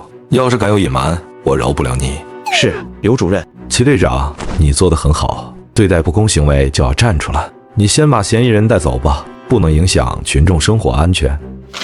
这是我的地址，往后有困难就去县里找我，只要在县城管辖范围内，我都能说得上话。谢谢刘主任，我记住了。众人又闲聊了一会，几位领导这才坐车离开。小韩，你看你打的那头黑瞎子怎么处理？那么大个家伙，老摆在大队部也不是个事儿。那熊既然交给队里了，您看着分配就行，我没意见。对了，周叔，那熊胆能不能给我留着？那有啥不能的？你放心，熊胆肯定给你留着。那我去喊人，趁早分了，大家都安心。周大山很快便通知了村民，而韩春明原本不想凑这个热闹，便准备回周大山家，没想到被周雪梅拦住了。韩春明，咱们也去大队部看看热闹呗。黑瞎子咽气的时候你就在旁边，有什么好看的？想吃肉，让周叔带回来不就行了？你就陪我去嘛，村里一年到头都没个热闹。我爸说关叔要取熊胆，我还没见过咋取的呢。随后韩春明无奈地跟着周雪梅来到大队部，刚到分肉处，韩春明就看到了方白薇。韩春明，你看谁呢？没看谁，我只是奇怪方白薇怎么这么快就回来了。听我爸说，公社给了他一个记大过处分。对了，还有那个戚新春，刘主任动作真快，已经把他调走了。哼，雪梅，我真对他没那个意思。可他对你有。还有春明，你啥时候娶我？现在你家里我家里都还不知道咱俩的事呢。总得先跟家里通个气儿，是不是？那行，那就先跟我家说咱俩的事。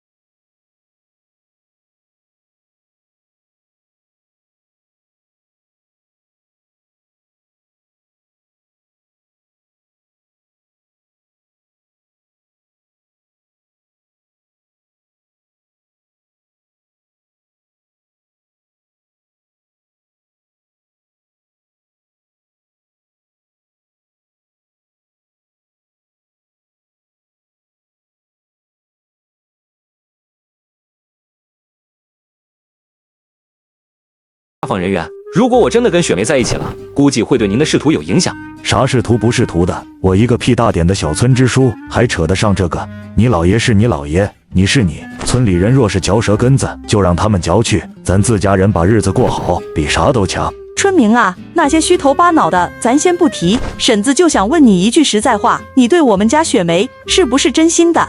叔叔、婶子，我喜欢雪梅，这一点千真万确，请二老放心。但想等到我姥爷他们平反，真不知道还得熬多少年。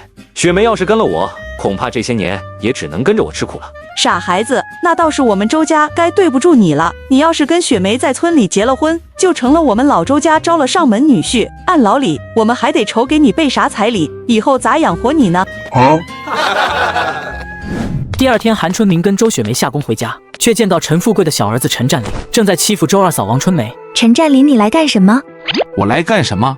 欠债还钱，天经地义。周志勇拿了我表弟的货，钱可一分没见着，我是来要钱的。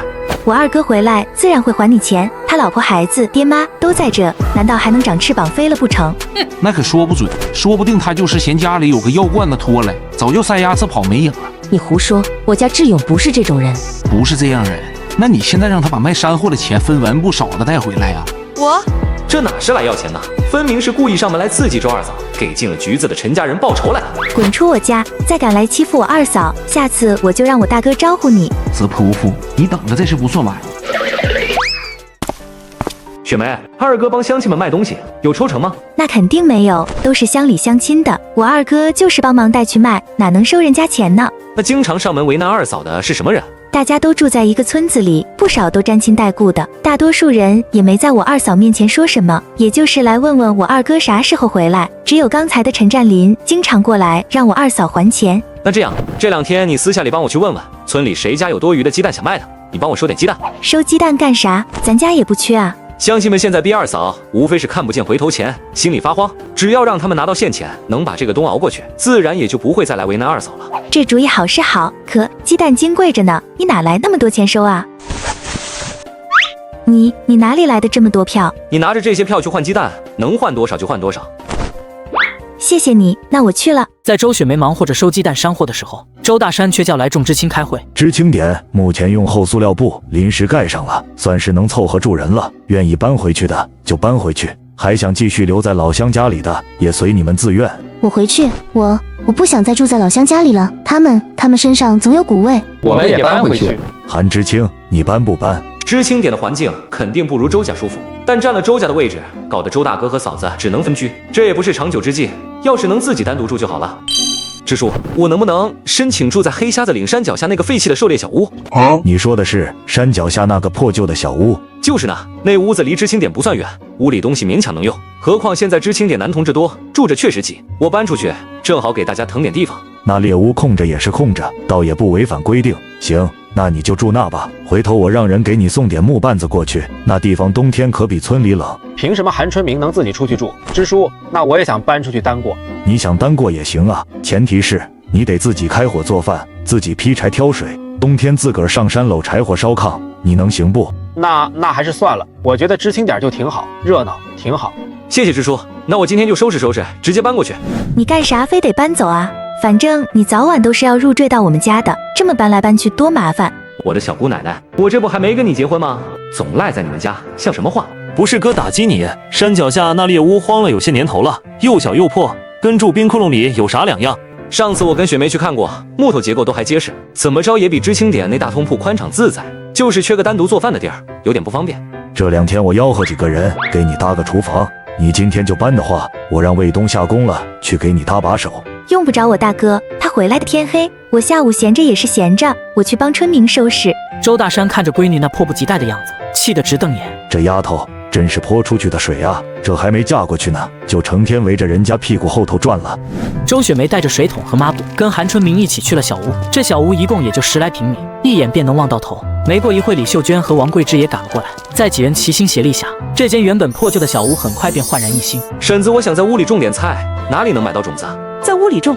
在屋里咋种啊？没日头晒着，菜还能长？我打算弄个大木箱，装上土，撒上种子，就摆在屋里炕头边上。屋外头是冷，可屋里烧着火炕暖和，说不定就能成呢。种子这玩意儿，个人可没处买，都得用大队的名义统一采购。不过咱家地窖里就存着不少，我给你抓几把就是了。这东西不值啥钱。婶子，家里大米、玉米这类粮食种子，能不能也给我匀一点？王桂枝二话不说，风风火火的就出了门，没多大功夫就抱着个布包回来了，里面是各式各样的种子。等几人离开后，韩春明便带着种子进到了空间里面。这片地土壤被翻整得松软肥沃，一行行田垄整齐划一。韩春明虽没正经种过地，但照着葫芦画瓢还是会的。他小心翼翼地将不同种子分别撒进地里，随后引动灵泉水，均匀地洒落在新播下种子的田垄上。接下来就看种子多长时间能长大了。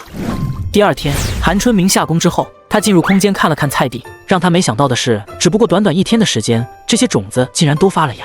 这速度比平常种地快了5、6倍不止。随后，韩春明给这些植物又撒了一些灵泉水。不知道过了多久，韩春明听到了外面的敲门声。我跟大哥今天上山了，运气不错，打到2只野鸡，给你拿1只来。不是说冬天大伙都不敢轻易上山吗？那是以前，自打你把那头黑瞎子给收拾了，大家这心里就有底了，可不就敢上山了吗？现在啊，大家不但之前分到了熊肉，眼下还能正常上山弄点野味，改善伙食。这是乡亲们感谢你的谢礼，鸡蛋和菜什么的都有。这鸡你还是拿回家去，你们一大家子人，1只鸡哪够分？给我1个人吃太浪费了。不行，你必须收下。你看看你这么瘦，之前又流了那么多血，早就该好好补一补了。那行，你等等，这个你拿回去。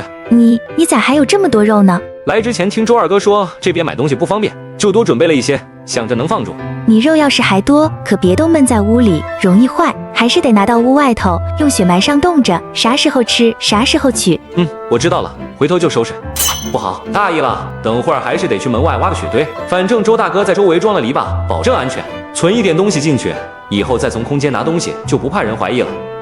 送走周雪梅后，韩春明从空间里取了不少米面肉蛋，埋进屋门口的雪堆里，当做一个天然冰箱。这样，他以后再从空间拿东西，就可以光明正大的说是从雪堆里取出来的。处理完这些，韩春明回到屋里，意识沉入了空间。他去查看了那片林田的情况，这香菜、茴香、萝卜、豆角竟然已经可以收割了。旁边的土豆、南瓜、玉米和大豆也长势惊人，这生长速度堪称恐怖啊！有了这100平林田打底，就算外面世道再艰难，我至少也有了安身立命的底气。韩春明刚从空间出来，就听见外面寒风呼啸，不知何时已经下起了暴雪。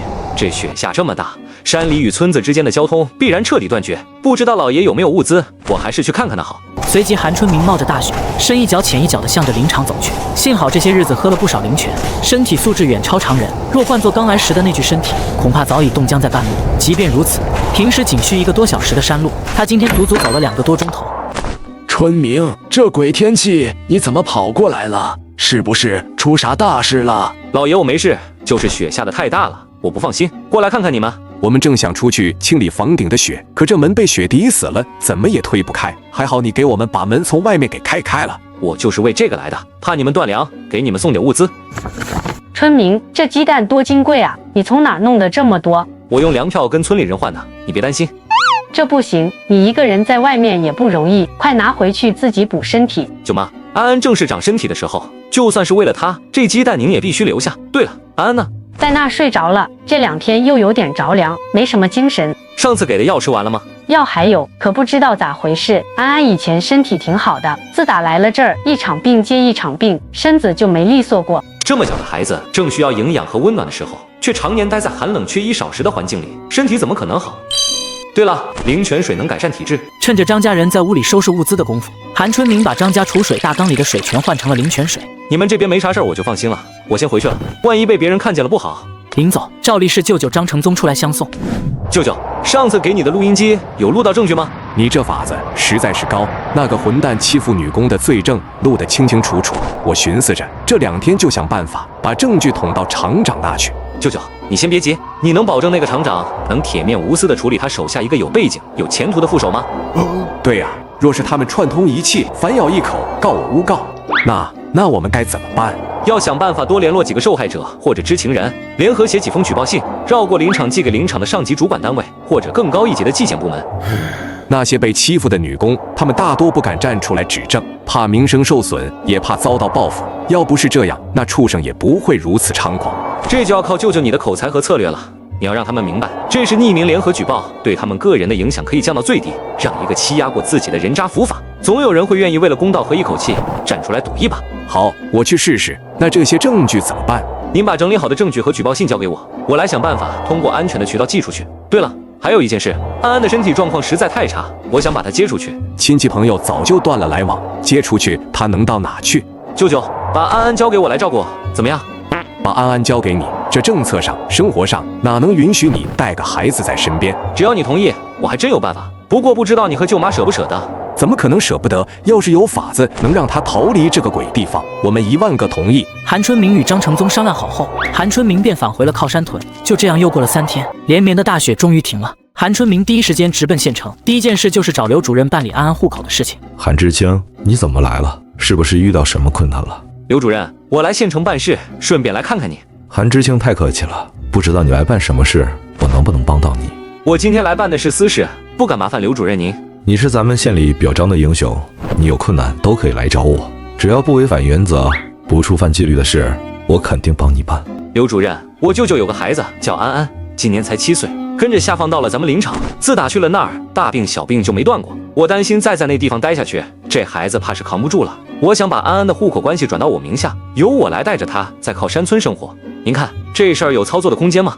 嗨，我当是多大的事呢？行，这事包在我身上。从刘主任那出来后，韩春明却并没有着急回去，反而是从空间装了一筐蔬菜和鸡蛋，来到了县城的黑市。韩春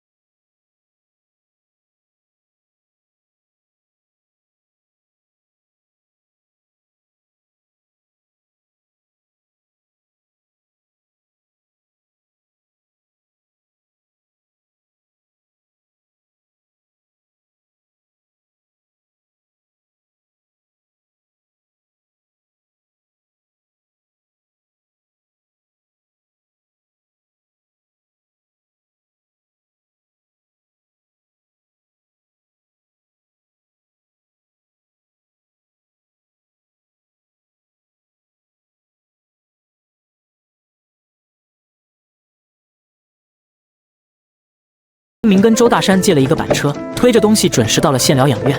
小伙子，我还不知道你叫什么呢。我叫韩东阳，在黑市干这私下买卖。韩春明哪里敢用真名，索性让那个便宜弟弟来顶缸。小韩啊，你叫我张姐就行。你昨天给我的那些菜，比疗养院平时供应的大棚菜好吃太多了，水灵又清甜。你车上这些能再匀我一些吗？没问题，张姐，给您留着呢。随后，张姐进到食堂，将食堂管理员叫了出来。王管理员，这是韩东阳，就是我昨天跟你提过来给食堂供应蔬菜的小伙子，具体事宜你们谈，我就先回去了。行啊，小子有点手段，竟然能搭上张姐这条线，有什么货赶紧拿出来瞧瞧吧。都在这里。这真是你自己种出来的？家里老人喜欢种菜，研究温室蔬菜好些年了，今年才总算摸到点门道。您尝尝。这怎么还带着甜味？水分也太足了吧！了不得，温室里竟然能种出这种品相和分量的东西。这里还有285个鸡蛋，都是村里的笨鸡蛋，个头实在。您看食堂需不需要？行，小伙子，你这一车蔬菜连带这些鸡蛋，我们疗养院食堂全要了，开个价吧。鸡蛋1毛钱一个，西红柿、黄瓜8毛钱一个，绿叶菜1块钱一把。小伙子，你这价格也太离谱了！我们平时收鸡蛋，顶了天也就8分钱，你这蔬菜价格更是都快赶上猪肉价了。领导，我这些东西可不是普通货色。您想啊，疗养院住的这些领导，什么山珍海味没尝过？这大冬天的，嘴里最缺的就是这口水灵灵的新鲜劲儿。吃舒坦了，心情就好，心情一好，身体恢复的也快。这份给领导的关怀和舒心，您说该值多少钱？成，你小子是真能说会道。看在这品质的份上，你这车货我全收了。还有，你们家那温室产量怎么样？多久能给我们送一次货？实不相瞒，家里还有不少存货，这边还能吃得下吗？这些够我们食堂1周的量了。毕竟青菜这东西也不是人人都顿顿离不了，但是鸡蛋有多少都不嫌多。那这样，我每周固定来送一次货，咱们就按今天谈好的价格和模式来，您看怎么样？成交。解决完蔬菜销路的问题，韩春明便回了村，第一时间找到周大山。周叔，刘主任已经同意把安安的户口关系转到我的名下，让他跟着我一起生活了。好，那这是最难的部分已经解决了，大队这边我去想办法，你就不用操心了。韩春明放下心来，安安的户口问题基本上已经解决，接下来就等着流程走完，他去林场接安安就行了。接下来一段时间，韩春明每天除了上工，就是给疗养院送菜。期间，韩春明还听到一个好消息：陈栓柱因为意图谋杀，最终伏法，而陈富贵却因没有证据被无罪释放了。然而让韩春明没想到的是，陈富贵的大队长位置却没有受到丝毫影响。韩知青，你作为我们林班最优秀的工人，大队今天给你安排一项光荣而艰巨的任务，限你3天之内把林班的集财道全部清理出来。3天清理整个集财道，这怎么可能完成？那里全是血和烂泥。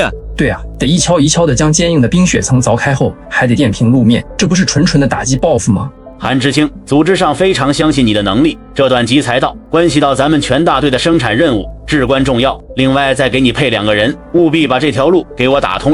赵洪胜、陈俊良，你们2个接下来3天一切行动听从韩知青指挥，给我好好干。赵洪胜是知青典里出了名的懒汉，而陈俊良更是整个靠山村大队都排得上号的偷奸耍滑好手。陈富贵把这卧龙凤雏2人阻塞给韩春明，用心简直是明摆着。怎么了，韩知青？不说话是这任务有困难，还是你又想等着让周家那丫头来替你出头啊？陈大队长说笑了，我韩春明做事不需要任何人帮我说话，既然是组织上的安排，我自然服从。哼，服从就好。陈大队长，你的好意我心领了，不过帮手就不必了，这任务我一个人接下了。韩春明在众人或担忧或同情亦或者幸灾乐祸的目光中，独自一人来到了集财道。这里除了被冰雪、倒木堵塞，路上还散落着从山上滚落的小石块，需要一一清理。这种任务对别人或许很难，但可难不倒我。韩春明把积雪、碎石、断枝统统收入空间，然后隔空转移到10米外的空地上堆积起来，再把石子、沙土均匀地铺洒到地上。不过短短2-3分钟，原本堵塞不堪的集财道竟已被他清理出了将近1/3。太快了也不行，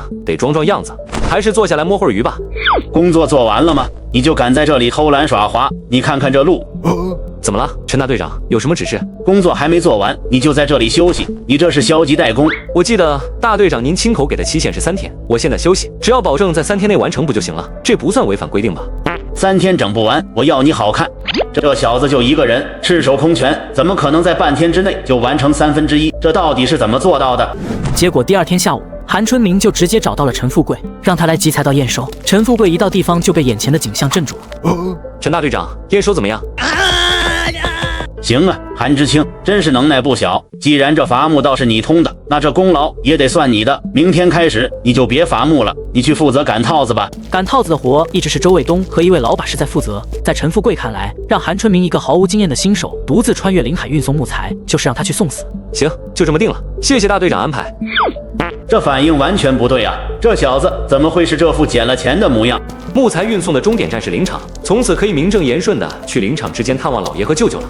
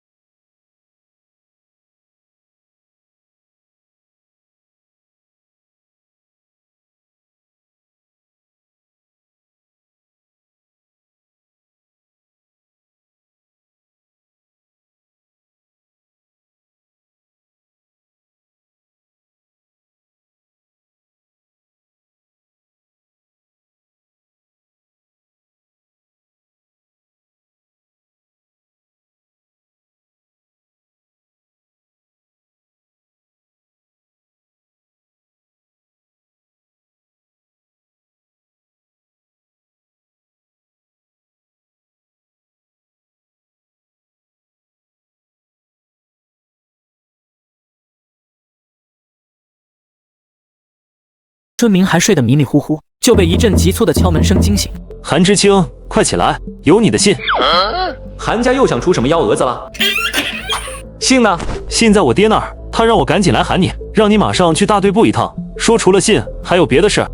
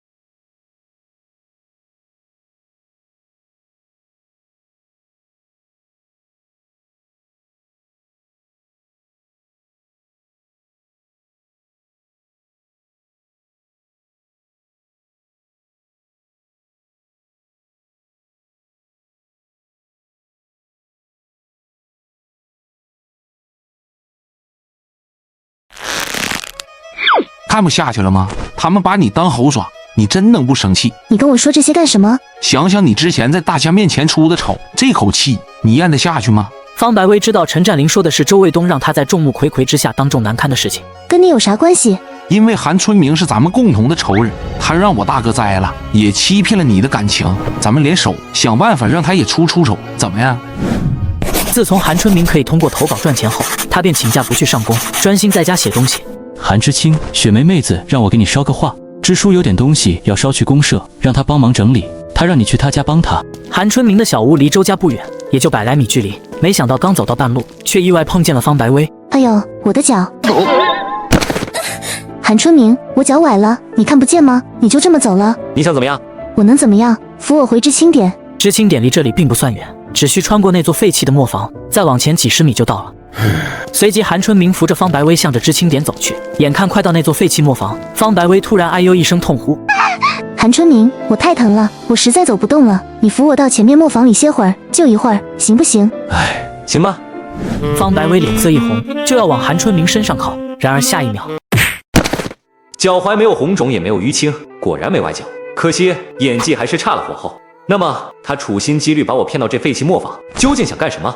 韩春明悄悄来到磨坊外，心念一动，运用起空间的能力，瞬间探清了内部的情况。磨坊内，陈占林拿着一根棒子正躲在门后。方白薇、陈占林这2人竟勾结到了一起，他们把我骗过来准备干什么？只是准备打我一顿吗？韩春明看着昏倒在地的方白薇和磨坊内的陈占林，瞬间明白了过来。好歹毒，竟然想打晕我，然后诬陷我耍流氓。随后韩春明悄悄摸到房后，进入了磨坊内，看着全神贯注盯着门口的陈占林，韩春明慢慢的靠了过去。你们要害我，别怪我以其人之道还治其人之身了。随后韩春明便去了周家，没过多久，周雪梅便被村里的吵闹声吸引，拉着韩春明就去看热闹。方知青，你说身子不舒服，跟大队长请了假，结果这天都黑了，还没回知青点儿。我们在这急得到处找人，你2人倒好，在这滚上热炕头了。姓陈的，你把我打晕弄到这里，想干什么？我还想问你呢，是不是你这娘们？你想陷害我？方知青，你要谈对象就光明正大的谈，一边想着攀扯别人，一边又跟陈占林钻磨坊，这算怎么回事？陈占林，你不把事情说清楚，我就去县里告你，让你跟你哥一样吃花生米。陈占林脑子瞬间清醒过来，这是从头到尾，怕不是被这女人给算计了。妈的，老子还小瞧你了，暗恋老子就是说使这种下三滥的手段想赖上我。我怎么可能喜欢你这种烂人？是你假装合作，骗我说要一起对付韩春明，实际上就是为了得到我。啥？他们说合伙对付韩春明？蠢货，你给我闭嘴！韩春明一定是你搞的鬼，故意陷害我们。韩春明，是不是你？方知青，你这话从何说起？是你自己走到一半突然晕倒了，正好陈占林过来说要把你送到卫生所去看看，我看他挺着急，就把你交给他了。是你打晕了我，我要报公安，我要让你受到律法的制裁。我根本没离开过磨坊，分明是韩春明做的局，我要教训你。不等韩春明动手，愤怒的村民们便一拥而上，将他按在了地上。陈占林，你欺负女同志还想打人，简直太过分了。最终这件事以报警处理。韩春明本以为能够安稳一段时间，却没想到第2天方白薇和陈占林就被放了出来。紧接着陈占林跟方白薇就结婚了。韩春明听到这是丝毫不觉得意外，毕竟这是能将陈占林救出来的唯一办法。自从嫁进陈家，方白薇便不再下地上工，终日在村里闲逛，尤其爱晃到周雪梅面前找存在感。哟，周雪梅还在这儿干活呢？你家韩春明不是本事大得很吗？怎么还让你这双未来大学生媳妇的手干这些粗活呀？瞧瞧这手操的，跟我现在可真是一个天上一个地下。手操怎么了？靠劳动吃饭，干干净净，心里踏实，总比有些人靠着不清不楚的婚事换来的日子，看着清闲，吃着缺个牙。就这么又过了些日子，就在韩春明沉浸在投稿撰稿费时，方白薇却找上了门。春明，方白薇，我告诉你，死了那条心吧，我韩春明宁可壮烈牺牲，也绝不会被你玷污清白。春明，我不是来害你的，我是真的走投无路了。之前那样对你，是我不对，我错了，可我也遭到报应了。你看看他们把我打成什么样了。有什么话你就说，别在我面前玩这一出。这要是让雪梅闯进来，我长100张嘴也说不清。春明，你帮帮我好不好？陈家人他们就是一群恶魔，我不想再待下去了，求你把我救出去，行不行？方白薇，你不觉得可笑吗？当初你跟陈占林合谋害我的时候，没人逼你吧？你后来嫁给他，也不是我拿刀架在你脖子上逼的吧？现在你让我怎么帮？难不成我能替你回去当陈占林的媳妇儿吗？不是的，我知道你是个好人，我求求你，帮我去跟陈家人说说情，让我跟陈占林离婚，行不行？我真的不能再回那个家了，我会没命的。方知青，我劝你还是去县城报警吧。这件事我于情于理都没有立场插手，也实在管不了。你都不管，还有谁能管我？陈家在县里有人，我只要踏进县城，他们立刻就会知道。他们现在根本不让我迈出家门一步，这回还是我趁着他们不在家才敢跑出来的。这事我确实爱莫能助，你快回去吧。万一让陈家人看见你在我这儿，我浑身是嘴也说不清，还要被你连累。春明，咱们都是城里来的，是老乡啊！你在火车上就救过我一次，求求你再救我最后一次吧。好啊，方白卫，趁我不在家，你竟然敢偷跑出来！陈占林，他就算有错，也罪不至死。有什么话不能好好说，非要用拳头？韩春明，这他妈是老子的婆娘，关你屁事！滚开！后面一段时间，方白薇身上、脸上似乎很少再添新的伤痕了。大家起初还以为是陈占林终于醒悟，收敛了脾气。直到不久后，消息传开，人们才恍然大悟，原来方白薇怀孕了，而韩春明却并未过多理会，依旧过着自己的小日子。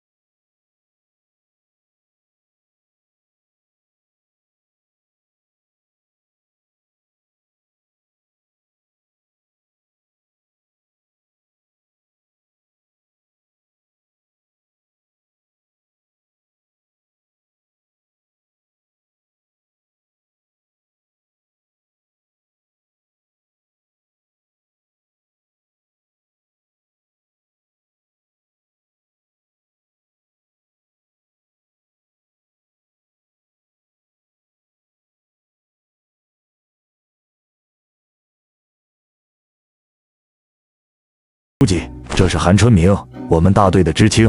韩春明同志，你的名字和事迹我可是听过不少，今天总算见到本人了。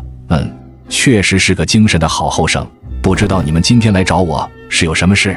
蒋书记，您也知道，我们靠山村地少山多，光指着完成上级的伐木任务，那点工分，社员们的日子过得紧巴巴的，尤其是每年冬天青黄不接，更是难熬。打住！周支书，如果你们是想多申请救济粮，这个口子今年实在开不了。不是我说你们大队邻班的产出在公社里年年垫底，年年冬天都指望公社拨救济粮，公社的压力也非常大。咱们总不能年年都这么下去吧？蒋书记，我们完不成林业任务，饿肚子，难道问题全在我们自己身上吗？别的大队年年有拖拉机分配，有化肥指标，生产效率自然高，可我们靠山屯呢，一次都没有分到过，全靠人力干。韩春明的话让蒋宏达闪过一丝尴尬。拖拉机这事是前任书记搞的鬼，他不想背锅。拖拉机的问题涉及权限的分配，暂时确实还解决不了。至于救济粮，不是我不批，而是今年全省粮食普遍减产，公社的额度也非常紧张，实在是心有余而力不足。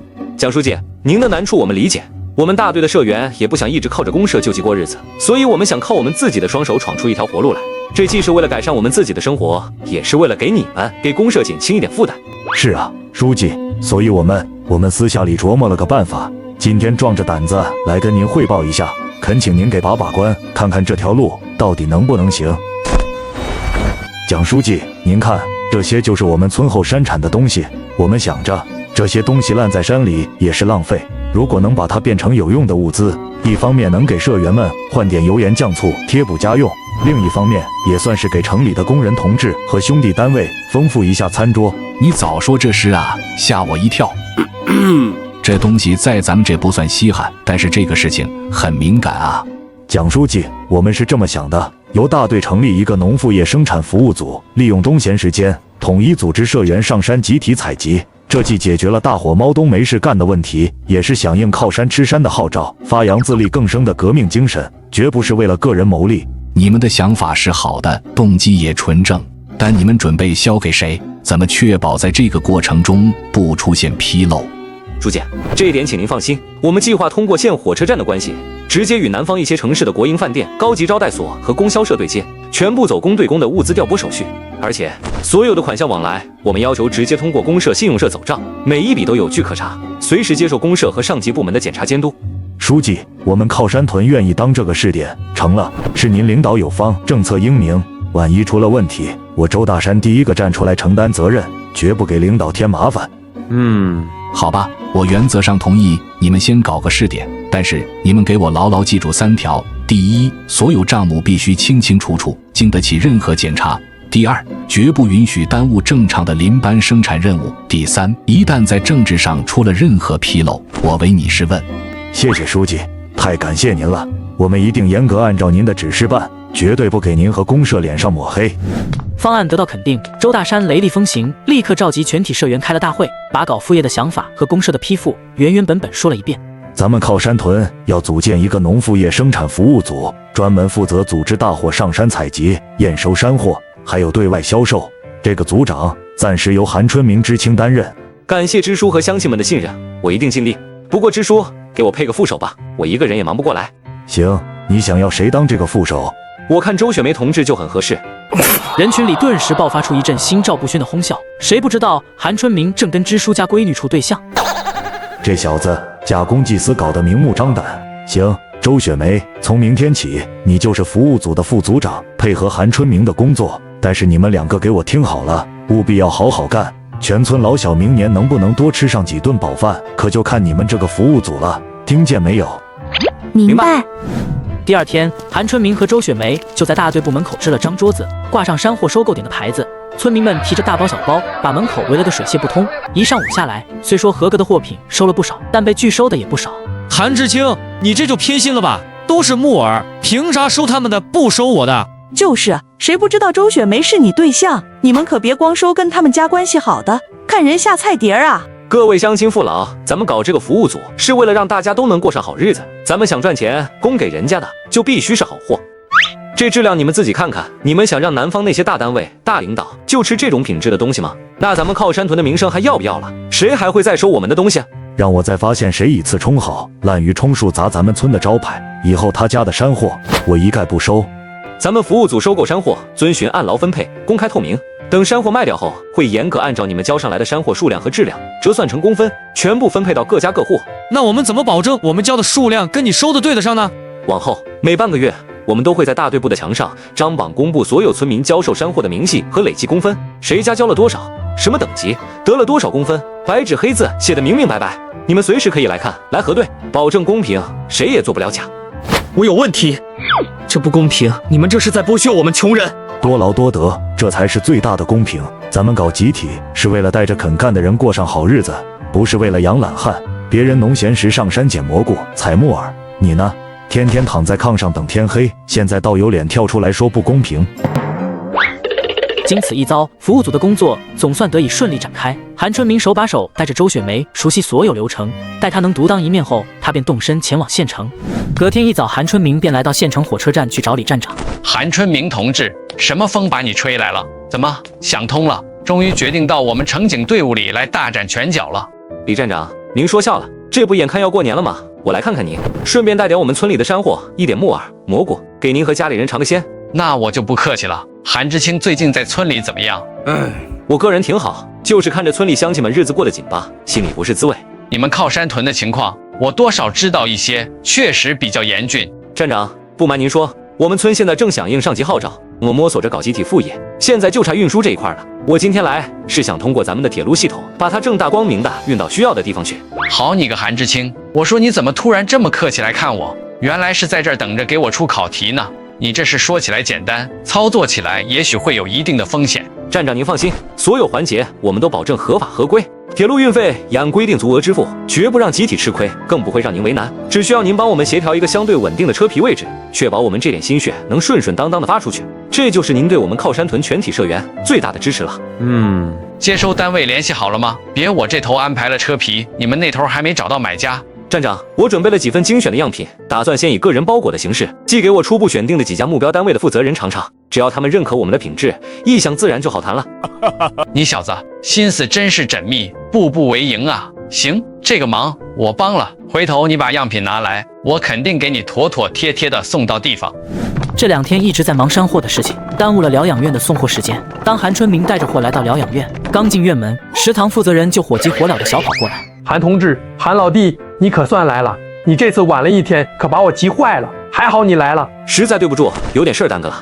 没事没事，韩老弟，你这批菜供了半个月，上头反响特别好，好多老领导都说这菜吃起来就是不一样，他们胃口都比以前好了。领导，这些青菜能有多大神通？顶天就是比普通菜水灵鲜，哪能有治病的能耐？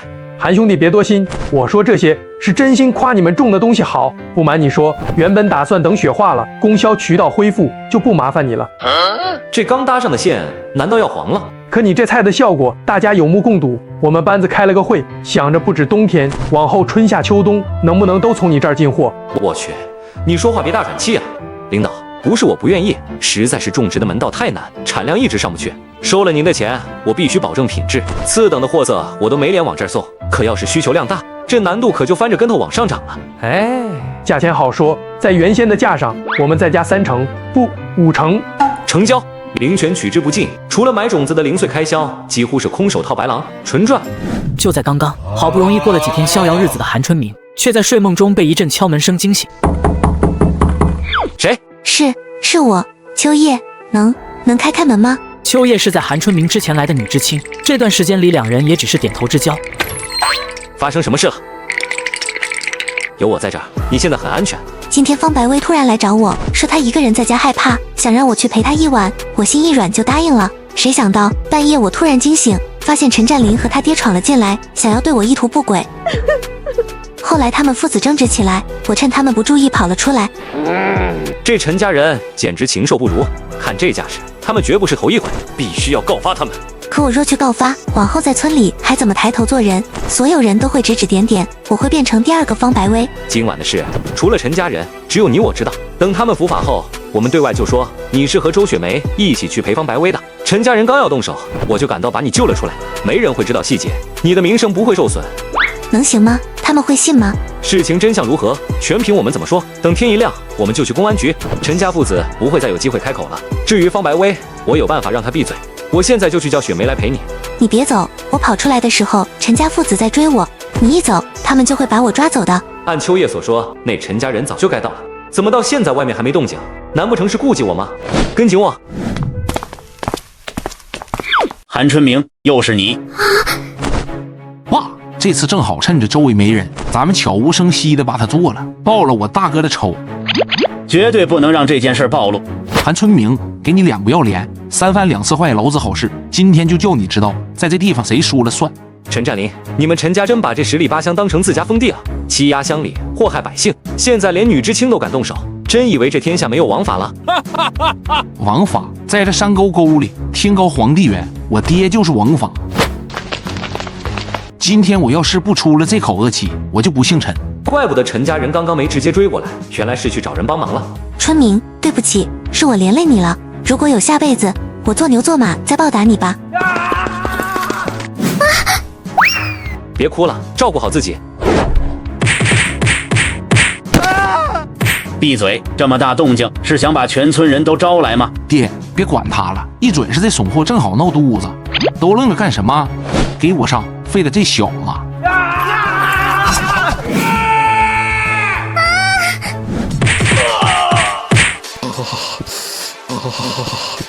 我曹他大爸，这韩春明一个能打4个，老子就不信这个邪。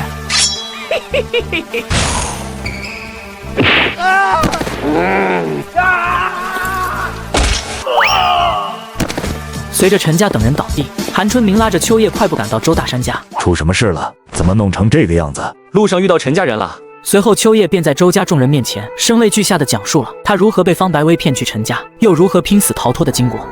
这伙畜生，没想到陈家人竟然这么胆大包天，连祸害女同志的事都做得出来。雪梅，快带邱知青去里屋歇着，今晚就住咱家，我看谁敢来撒野。走吧，先去休息。对，今晚我们全家人守着，看陈家哪个敢来。那个陈家人应该暂时来不了了，刚才在路上他们带人拦我们，被我收拾了，现在还在村西头那条路上躺着呢。你一个人对付那几个，那你是怎么脱身的？可能是我运气比较好吧。小韩，这事你怎么打算？他们把自己当成大队的土皇帝，根本不觉得国家的法律能管得到他们，这次就让他们永无翻身之日。听邱知青所说，陈家父子在咱们大队还不知道害了多少人，我竟然完全不知情。唉，一般女同志遭遇这种事，都怕被人知道丢脸，怕被人议论，怕损害名声，再加上陈家父子的威胁，多半不敢对外说。那邱知青愿意作证吗？我和他谈过了，只要我们知情的人帮他遮掩，保住他的名声，他愿意作证。那就好，明天一早我们就带秋叶去报案。第二天一早，韩春明和周大山就押着陈家人来到了县公安局，没想到正好遇到了卢红。卢同志，齐队长在吗？还叫齐队长呢，现在该叫齐副局长了。刑警队现在是我在负责。恭喜啊，卢大队长！你们今天这是？靠山屯发生了一起严重的违法犯罪案件，这位女知青是受害人。严重的违法犯罪，你和这个女同志一起跟我去见齐局。齐局长，还没恭喜您高升。要不是上次那个案子办得漂亮，我也没这个机会。听说你们大队出了案子，是关乎这位女同志的。是，事情我们刚跟卢队长也大致说过了，他带着陈家人去了审讯室。你再跟我说一遍，我亲自做笔录。随后，韩春明和秋叶又把事情经过跟戚永胜讲了一遍。这性质实在太恶劣了。邱知青现在精神状态不太好，就先在这休息吧。韩知青，你跟我去审讯室。公安同志，我们父子在村里向来行得正坐得端，分明是韩春明伙同那个邱知青诬告陷害。他是村支书周大山的未来女婿，他这是怕我们动摇周大山的地位，才处处针对我。昨晚的事你们怎么解释？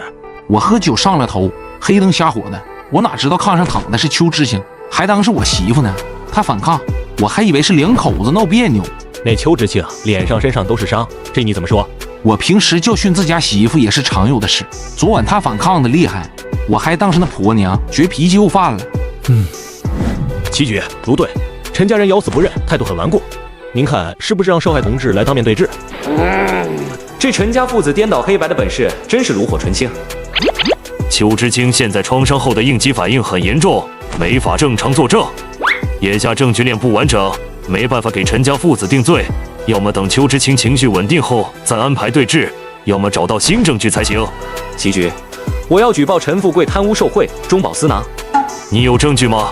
目前没有实物证据，不过我有一个人证。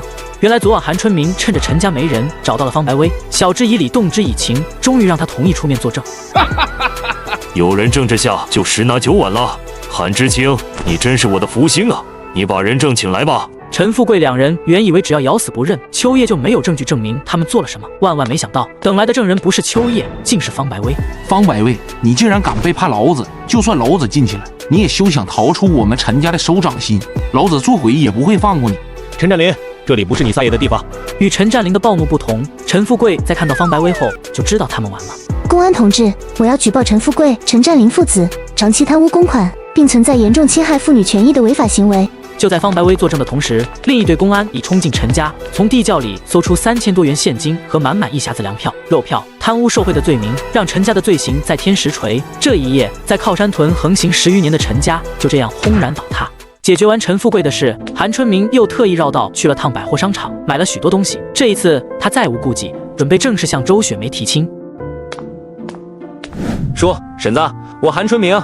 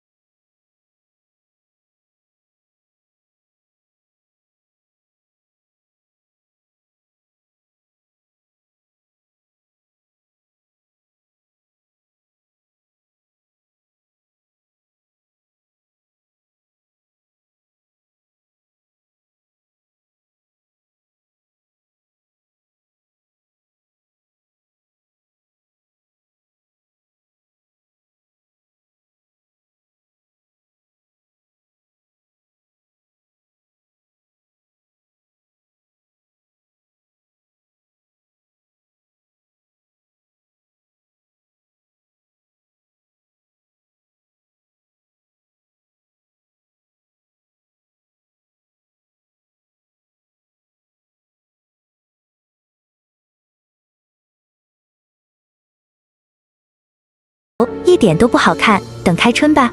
也行，图个吉利，你们得在村里找块好。